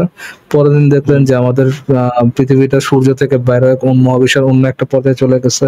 পরের দিন দেখলেন হুম যে আমাদের পৃথিবীটা অর্ধেক নাই, অর্ধেক হুম দুনিয়ার এই পাশে, মানে অর্ধেক হচ্ছে সোলার সিস্টেমের এই পাশে, অর্ধেক সোলার সিস্টেমের ওই পাশে। হুম পরের দিন দেখলেন গ্র্যাভিটি নাই, পরের দিন আবার গ্র্যাভিটি আসলো, পরের দিন ইলেকট্রোম্যাগনেটিক ফোর্স কাজ করতেছে, তারপরের দিন আবার করতেছে না। এরকমটা যদি র্যান্ডম কিওসের মধ্যে দেখতেন তাহলে কি এটা প্রমাণ করতো যে গড নাই? তাহলে তো ভাই আমি মানে বেঁচেই থাকবো না, বা হচ্ছে যে কোনো প্রাণের ধরেন অস্তিত্ব আপনি ওই ইসের পরেও ওই ইসের পরে আপনি বেঁচে আছেন, ইন হাইপোথেটিক্যাল সেন্স, আমি হাইপোথেটিক্যাল পয়েন্ট অফ ভিউ থেকে ইয়ে করলাম। আপনি যে আচ্ছা। অর্ডারের কথা বললেন, আমি আপনাকে অর্ডারটা সরাই দিয়ে হাইপোথেটিক্যাল সেন্সে বললাম আপনি একেবারে র্যান্ডম কেওসের মধ্যে আছেন। এক এক দিন দেখতেছেন এক এক ধরনের কেওস। ওই কেওসের মধ্যে থাকলে আপনি কি যৌক্তিকভাবে বলতে পারতেন যে যেহেতু আমরা কেওসের মধ্যে আছি সেহেতু গড নাই? এরকম কি কোনো, এরকম কি অ্যাকচুয়ালি বলা যায়? এরকম কি কোনো আর্গুমেন্ট মেক করা যায়? নাকি তখনও মানুষ বলতো যে পৃথিবীতে যে এত কেওস হইতেছে, এক এক দিন আমরা এক এক ভাবে যাইতেছি, এক এক দিন ভাবে যে আমরা এক এক রকম ইয়া করতেছি, দুনিয়ার একই ইসের মধ্যে আছে, এত যে ফ্যান্টাসি চলতেছে, এত ফ্যান্টাস্টিক জিনিস যে হইতেছে, এইটাই প্রমাণ করে গড ট্রু। গড বলে কোনো কিছু আছে, নাহলে এই জিনিসগুলো হইতো না। এখন ভাই মানে লাস্ট কোশ্চেনটা একটু আবার যদি রিপিট করতেন আমি। ধরেন ধরেন ওইরকম র্যান্ডম কেওসের মধ্যে আমাদের দুনিয়াটা চলতেছে, তখন কি ধার্মিকরা এই কথাটাই বলতো না যে এই যে র্যান্ডম কেওস, এত র্যান্ডম কেওস হইতেছে, এক এক দিন আমরা এক এক জিনিস দেখতেছি, এই জিনিসটা অনেক ফ্যাসিনেটিং এবং এইটাই প্রমাণ করে যে ঈশ্বর বলে কোনো কিছু আছে, নাহলে এই জিনিসগুলো হচ্ছে কিভাবে? হ্যাঁ, এটা বলতে পারতো, হ্যাঁ। সো এইটা কি তাহলে আপনি যে এইটাতে বলতেছেন যেহেতু অর্ডার সেহেতু গড আছে, কিন্তু মানে কেওস কিন্তু ভাই ওয়ার্ল্ডেও হয়, মানে আমাদের পৃথিবীতেও কিন্তু কেওস আছে, কিন্তু তারপরেও সামহোয়ার আমি একটা ব্যালেন্স, একটা হারমোনি আমি খেয়াল করি। এত কমপ্লেক্স করে না। ফর এক্সাম্পল ধরেন ব্যালেন্সের কথাই বলতেছেন, ধরেন ব্যালেন্সটা আছে সুতরাং গড আছে। এই ব্যালেন্সটা যদি না থাকতো তাহলে কি এইটা প্রমাণ, মানে ব্যালেন্সটা না থাকে কি প্রমাণ করতো যেহেতু ব্যালেন্স নাই সেহেতু গড নাই? এটা কি অ্যাকচুয়ালি প্রমাণ করা যেত এই কথাটা বলে, যেহেতু ইউনিভার্সে ব্যালেন্স নাই সেহেতু ইউনিভার্সে কোনো গড নাই, ক্রিয়েটর নাই, এটা কি বলা যেত? হ্যাঁ, মানে বিপরীত ভাবে তো এটা বলাই যেত। না ভাই, বিপরীত ভাবে এটা বলা যেত না। তখনও ইয়ারা বলতো যে ধার্মিকরা বলতো যে যেহেতু ইউনিভার্সে কোনো ব্যালেন্স নাই, ইউনিভার্সে এক এক দিন এক এক জিনিস ঘটতেছে, র্যান্ডম কেস ঘটতেছে, এই এই যে ম্যাজিক্যাল সিস্টেমটা, এই ম্যাজিক্যাল সিস্টেমটাই হচ্ছে প্রমাণ করে যে দেয়ার ইজ এ গড। মানে ম্যাজিক্যাল হয়ে তো জিনিসটা ডিজাস্টার হইতেছে, মানে এটার তো ফল রেজাল্টটা ভালো হচ্ছে না। তার মানে হচ্ছে যে এটা তো গড বা হচ্ছে ক্রিয়েটর দ্বারা কোনো পরিচালিত না, মানে এটা তো র্যান্ডম। কথাটা বুঝতে পারেন নাই। এই যে আপনি বলতেছেন there is a balance, so there is a God. Balance থেকে যে আপনি গডে জাম্প করতেছেন, এই দুইটার মধ্যে কোনো পাথওয়ে নাই। ব্যালেন্স আছে মানে যেহেতু ইউনিভার্সে ব্যালেন্স আছে সেহেতু আপনি এতটুকু বলতে পারবেন যে ইউনিভার্সের মধ্যে ব্যালেন্স আছে। ইউনিভার্সে ব্যালেন্স আছে বলে আপনি যেহেতু এইভাবে গডে যেতে পারতেছেন না, ঠিক তেমনি ইউনিভার্সে যদি কোনো ব্যালেন্স না থাকতো, ব্যালেন্স না থাকে মানে কেউ যদি দাবি করতে চায় যেহেতু ব্যালেন্স নাই সেহেতু দেয়ার ইজ নো গড, এখানেও জাম্প করা যায় না। আবার ওই ব্যালেন্স না থাকলে যদি এটাতেও কেউ বলতো যে যেহেতু দেয়ার ইজ নো ব্যালেন্স সেহেতু দেয়ার ইজ গড, এটাও যদি বলতো, এই দাবিটাও তো যাওয়া যেত না। ব্যালেন্স থেকে ধরেন ফর এক্সাম্পল আপনার ব্যাংকে 5 কোটি টাকা আছে, আপনার ব্যাংকে 5 কোটি টাকা আছে, এই যুক্তি থেকে কি এখানে যাওয়া যায় যে দেয়ার ইজ আ গড? না, এটা তো টাকা তো একটা ম্যাটেরিয়ালিস্টিক থিং, এটা আমরা সৃষ্টি করছি। হ্যাঁ, ওটাও তো ম্যাটেরিয়ালিস্টিক, ব্যালেন্স অফ ম্যাটেরিয়ালিস্টিক। শুনো, ব্যালেন্সটা ম্যাটেরিয়ালিস্টিক থিং এর হচ্ছে একটা আউটকাম আর কি। নেচার তো in some sense matter materialistic force, আপনি যদি করেন, যদি সুপার ন্যাচারাল তো না। এনিহাউ যেটা বলছিলাম আর কি, এই যে বললেন ব্যালেন্স থেকে যে আপনি জাম্প করলেন যে দ্যার ইজ আ গড, এই কনক্লুশনটাতে অ্যাকচুয়ালি যাওয়া যায় না যে ইউনিভার্সে যেহেতু ব্যালেন্স আছে সেহেতু দ্যার ইজ আ গড, এই কনক্লুশনটাতে যাওয়া যায় না আর কি। আচ্ছা, মানে আমি যদি মানব দেহের মানে মেকানিজমটা চিন্তা করি যে এত সূক্ষ্ম, এত হচ্ছে যে নিখুঁত, এটা মানে এটা কিভাবে আপনি মানে আমি যদি ক্রিয়েটর বিলিভ না করি তাহলে কি জিনিসটা নেচার, মানে আপনাদের ইয়াটা কি আসলে, আপনারা আসলে কি বিলিভ করেন আমি যদি জানতে চাই আর কি। মানে এটা কি আপনি মানে অটোমেটিক্যালি বা নেচার সামথিং এরকম কিছু, মানে ক্রিয়েটরের জায়গায় আপনারা কাকে বসান বা কি বসান, রিপ্লেসমেন্টটা কি? হ্যালো ভাই, শুনতে ইয়ে পাচ্ছেন? ভাই, হ্যালো তুমি একটু একটু কথা বলেন তো ভাই, 2 মিনিট, আমি জাস্ট 2 মিনিটের মধ্যে ব্যাক করতেছি। ঠিক আছে, ঠিক আছে। দেখুন, প্রথম কথা আপনি প্রশ্ন করলেন যে আমরা কি বিশ্বাস করি। উত্তরটা হচ্ছে আমরা কোনো কিছু বিশ্বাস করি না। আপনি জিজ্ঞাসা করতে পারেন যে আমাদের কাছে কোনো তথ্য আছে কিনা, তো উত্তরটা হচ্ছে হ্যাঁ, আমাদের কাছে তথ্য আছে। আমরা মানে মানুষ বলুন বা অন্যান্য যে কোনো প্রাণীর যে উদ্ভবের যে প্রসেসটা, তার অনেক অংশেরই প্রমাণ আমাদের কাছে আছে। আর যার প্রমাণটা আমাদেরকে দেয় ইভলিউশন। ঠিক আছে? আপনি যদি আচ্ছা, ইভলিউশনটা আমি খুব একটু হ্যাঁ, আমার ইয়েটা হয়ে গেছে, ইচ্ছে মতো সরি, আমি একটু কাট অফ করি। আমি যে একটা জিনিস দেখা যাচ্ছে না, ওটা দেখানোর জন্য আর কি জাস্ট একটু ইয়ে করছিলাম। সরি, এই যে আমার পালার,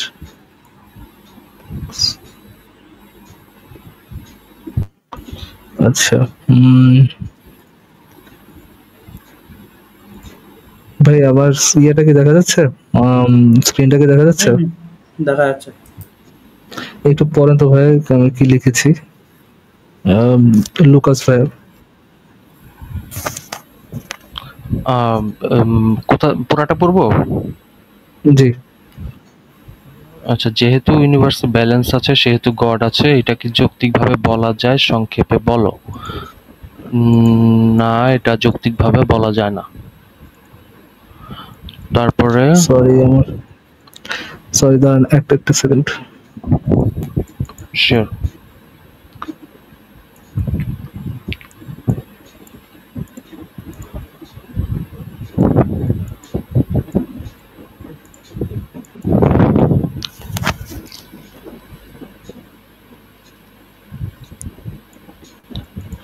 আমার এই ইয়েটা, আমার সেই স্ট্রিমিয়ারটা, মানে স্ট্রিমিয়ার না, মানে আমার এই মাউসটা এত ঝামেলার।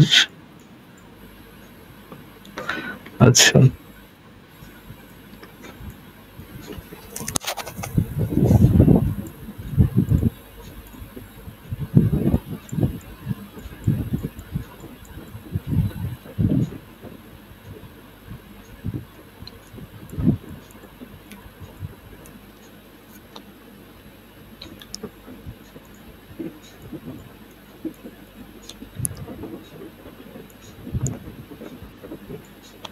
আচ্ছা সরি, আমি ইয়ে করার জন্য একটু সময় নষ্ট করার জন্য দুঃখিত। আমি আবার দেখাচ্ছি। একটু একটু জুম ইন করে পড়তে হবে ভাই। সরি, একটু মানে বিয়ে দেওয়ার জন্য। লোকাস ভাই, আপনি একটু যদি আবার একটু পড়তেন। হ্যাঁ, না, এটা যৌক্তিকভাবে বলা যায় না, কারণ ইউনিভার্সে ব্যালেন্স আছে, এটি একটি পর্যবেক্ষণ। তাই গড আছে, এটি একটি অস্তিত্বমূলক দাবি। এই দুইয়ের মাঝে সরাসরি লজিক্যাল সংযোগ নেই যতক্ষণ না আপনি ব্যাখ্যা করেন। ব্যালেন্স মানে কি, সেই ব্যালেন্সের উৎস গড কেন হবে, অন্য কিছু নয়। নিষ্কর্য, এটি একটি নন সিকুইটার ফ্যালাসি। কনক্লুশনটি প্রিমিস থেকে লজিক্যালি অনুসরণ করা যায় না। জি, পড়েছি। আমি একটু আগে যেটা বলেছিলাম আপনাকে, যে আপনার ব্যাংকে এত কোটি টাকা আছে, এটা থেকে যেমন এটা তো পৌঁছানো যায় না যে সুতরাং দেয়ার ইজ আ গড, ঠিক তেমনি ইউনিভার্সের ব্যালেন্স আছে, এটা থেকে আপনি এই কনক্লুশনে পৌঁছাতে পারবেন না যে দেয়ার ইজ আ গড। আপনাকে দেখাইতে হবে যে ওই যে যেটা বললাম, ব্যালেন্স বলতে আপনি এক্স্যাক্টলি কি বুঝাচ্ছেন, এন্ড এই ব্যালেন্সের ইয়ে যে অন্য কিছু হইতে পারবে না, শুধু গডই হইতে পারবে। এটা আপনি কিভাবে ইয়ে করবেন? সো এই ইয়ে থেকে ব্যালেন্স আছে সুতরাং গড আছে, এই কনক্লুশনে পৌঁছানো একটা নন সিকিউরিটার ফ্যালাসি। বুঝতে পারছেন ভাই? জি, মানে তারপরও ভাইয়া, মানে কেন মনে হয় যে এই দেয়ার ইজ সামথিং, এই ফিলিংটা কেন আসে? এই ফিলিংটা আছে কারণ ছোটবেলা থেকে আমাদের এই ফ্যান্টাসিতে বড় করা হয়েছে। যখন ছোটবেলা থেকে একটা ফ্যান্টাসিতে বড় করা হবে, ওই ফ্যান্টাসি থেকে বের হওয়া আসাটা একটু টাফ। যখন আশেপাশে সবাই একই ফ্যান্টাসিতে বিশ্বাস করে, ওই ফ্যান্টাসি থেকে বের হয়ে আসাটা টাফ। মানে ছোটবেলায় যা শেখানো হয়েছে সেগুলো তো রিচুয়ালস। আমি তো রিচুয়ালস এর কথা বলতেছি না, আমি বলতেছি যে বড় হওয়ার পরে আমরা যখন ছোটবেলায় ভাবতে আপনাকে গড করা হয় না, যে ছোটবেলা থেকে যখন আপনি জিজ্ঞেস করছেন চাঁদ কেন ওঠে, সূর্য কেন ওঠে, এটা বানাইলো কে, ওটা বানাইলো কে, আপনাকে ছোটবেলা থেকে এটা শেখানো হয়েছে না যে এটা হ্যাঁ, গড বানাইছে? ওগুলো তো বাঞ্চেস অফ ক্লেইমস যে এইটার জন্য এইটা হইছে, ওটা তো মুখস্থ কিছু বাঞ্চেস অফ ক্লেম গুলো কি আপনি একসেপ্ট করে নিয়েছেন, সত্য বলেই মেনে নিয়েছিলেন ছোটবেলায়? হ্যাঁ, ছোটবেলায় তো মেনে নিছি, কিন্তু যখন বুদ্ধি হওয়ার পরে বড় হয়ে যখন ভাবতেছি তখন That's the point. আপনি যখন ছোটবেলায় এটা মেনে নিয়েছেন, আপনি বলতেছেন যে ওটা থেকে কেন বের হতে পারতেছেন না, ওটারই আমি একটা এক্সপ্রেশন দিচ্ছি। ছোটবেলায় যখন আপনার এই বিল্ডিং ব্লক গুলা তৈরি হয়ে গেছে যে এটার পিছনে গড, এটার পিছনে গড, দেন বড় হয়ে ওই বিল্ডিং ব্লকের উপরে হচ্ছে আপনার নেক্সট যুক্তিগুলো দাঁড় করানো হয়েছে। আপনি এই যে ইউনিভার্সের ব্যালেন্স আছে এইটার অন্য কোনো কনক্লুশন না পায় এটাকে সরাসরি যে এটা গডের সাথে তুলনা করতেছেন, though you have no evidence যে গড বলে কিছু আছে, গড ব্যালেন্স কিছু বানাইতে পারে বা ব্যালেন্স কিছু করতে পারে, এরকম কোনো এভিডেন্স নেই। তারপর আপনি গডের দিকে যে ঝুঁকে যাচ্ছেন, এটার কারণ হচ্ছে আপনার ছোটবেলা থেকে যে বায়াসনেসের উপর বড় করা হয়েছে সেই কারণটা। এখন কি বুঝতে পারছেন লুকাস ভাই? মানে হ্যাঁ, কিন্তু ভাই আমি হচ্ছে যে আমি কিন্তু ছোটবেলার একদমই কানেকশন এখানে আনতেছি না, কারণ আমি আচ্ছা, সব fine, মনে ঠিক করেন আছে আমার ভাই। মাথা হ্যাঁ হ্যাঁ আচ্ছা লুকাস ভাই, এই একই জিনিস নিয়ে বারবার করবো না, আমার যেটা বলার ছিল আমি আচ্ছা মোটামুটি আচ্ছা বলছি। আপনার সাথে মোটামুটি জি। অনেকক্ষণ কথা হয়েছে, I think we should move on. Thank you Lucas হ্যাঁ ভাই, যুক্ত হওয়ার জন্য অসংখ্য জি ধন্যবাদ। ভাইয়া, তাহলে থ্যাংক ইউ ভেরি মাচ। আচ্ছা, ওনাকে আমি যে কথাটা বলছিলাম ফারাজ ভাই, ওই কথাটা শেষ হয়ে যে ঠিক আছে, আপনি তাহলে নেক্সট কাউকে নিন, অসুবিধা নেই। না বলেন আপনি কিছু একটা বলছেন। না হ্যাঁ, মানে ওনাকে মানে জাস্ট শর্টেই ওনাকে যেটা বলি যে উনি বলছিলেন না যে কিভাবে মানুষ বা অন্যান্য প্রাণীর উৎপত্তি হলো এই জিনিসগুলো, তো অ্যাকচুয়ালি এর মানে আমরা কিছু বিশ্বাস করি না, আমাদের কাছে কিছু প্রমাণ আছে, আমাদের কাছে কিছু তথ্য আছে। তো আপনি বাংলাতে ইভলিউশনের ব্যাপারটা একটু পড়াশোনা করুন, দেখবেন ওখানে আপনি পেয়ে যাবেন আর কি জিনিসগুলো। এবং ইভলিউশনের আগের যে প্রসেসটা সেটাকে অ্যাবায়োজেনেসিস বলে, সেটার ব্যাপারে একটু দেখুন যে মানে অজৈব যৌগ থেকে কিভাবে জৈব পদার্থের জন্ম, মানে জৈব পদার্থে রূপান্তরিত হয়েছে, মানে এর পুরো ডেটা আমাদের কাছে আছে আর কি, বুঝলেন? এবং তার থেকে এককোষী প্রাণী থেকে ধীরে ধীরে কিভাবে আজকের যে জীবজন্তুরা ইভলভ হয়েছে, টোটাল যে ইয়েটা আপনি পেয়ে যাবেন আর কি। হ্যাঁ, এইটুকুই। ওকে, থ্যাংক ইউ লুকাস ভাই তাহলে যুক্ত হওয়ার জন্য।